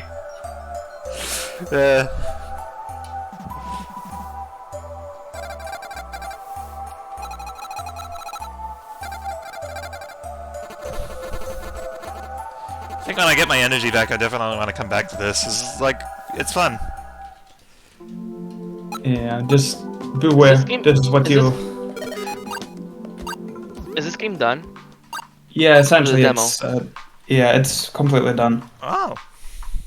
I Nice. pretty So much is it on use Steam or something? only HIO at the moment, but not the latest version. That's only on Sage. Oh, well, you want to link your... Oh, so wait, so the one Sage is actually like the full game? It has been a full game since 2020. Oh, okay. Essentially, I was using it just as a way to figure out how to make a game. There you go. Yeah, that was, ZuPs. Yeah, just like... Oh, wait, but did you... I forgot Also, if you also want to have what's some- my game. Oh, right. Sorry? Also, if you want something for the background, I have an endless mode on the level select as well. Oh, okay, this is the tutorial. So I thought it was going to be like, okay, so there's You a can tutorial exit. here. Well, there's a lot of info for people who want to read up on how to do combos, how to do other things, chain reactions and all that stuff. But yeah, appearance. If you go there. Oh, appearance? Yep. Yeah. There is multiple designs for the orbs. Yeah, I was flipping through them earlier. Essentially, the idea behind them is I didn't have the time to implement a colorblind mode with like alternate setups, so instead I decided to use alternate designs to help people in case some of the colors might overlap.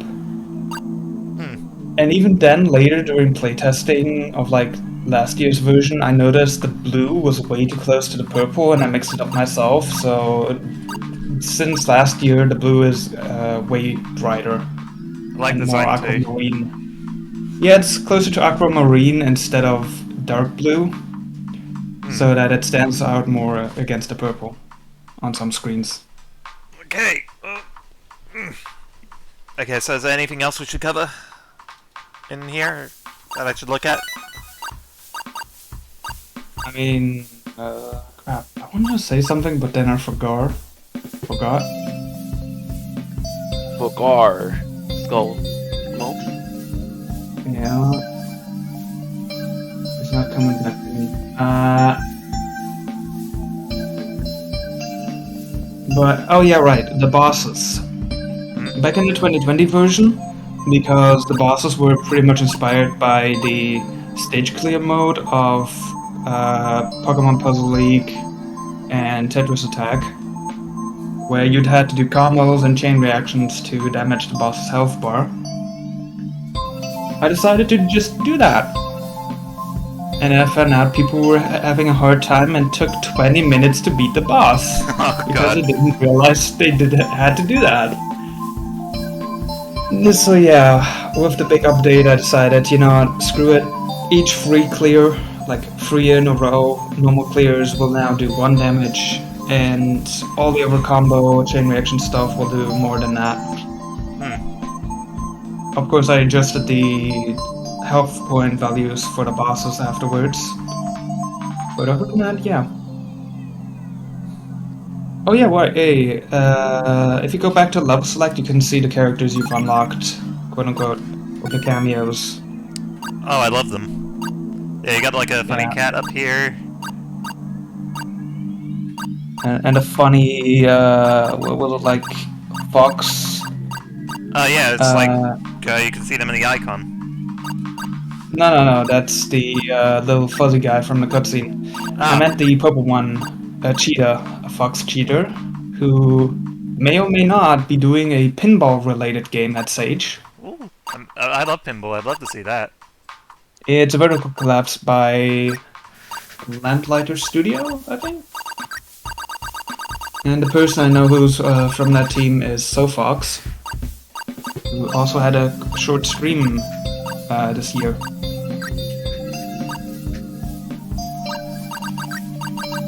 I think he streamed on like the last day of Sage.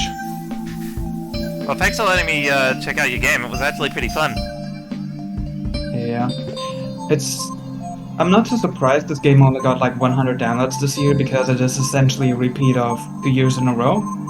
So I hope next year I'll completely do a new version of the game with essentially a different subtitle.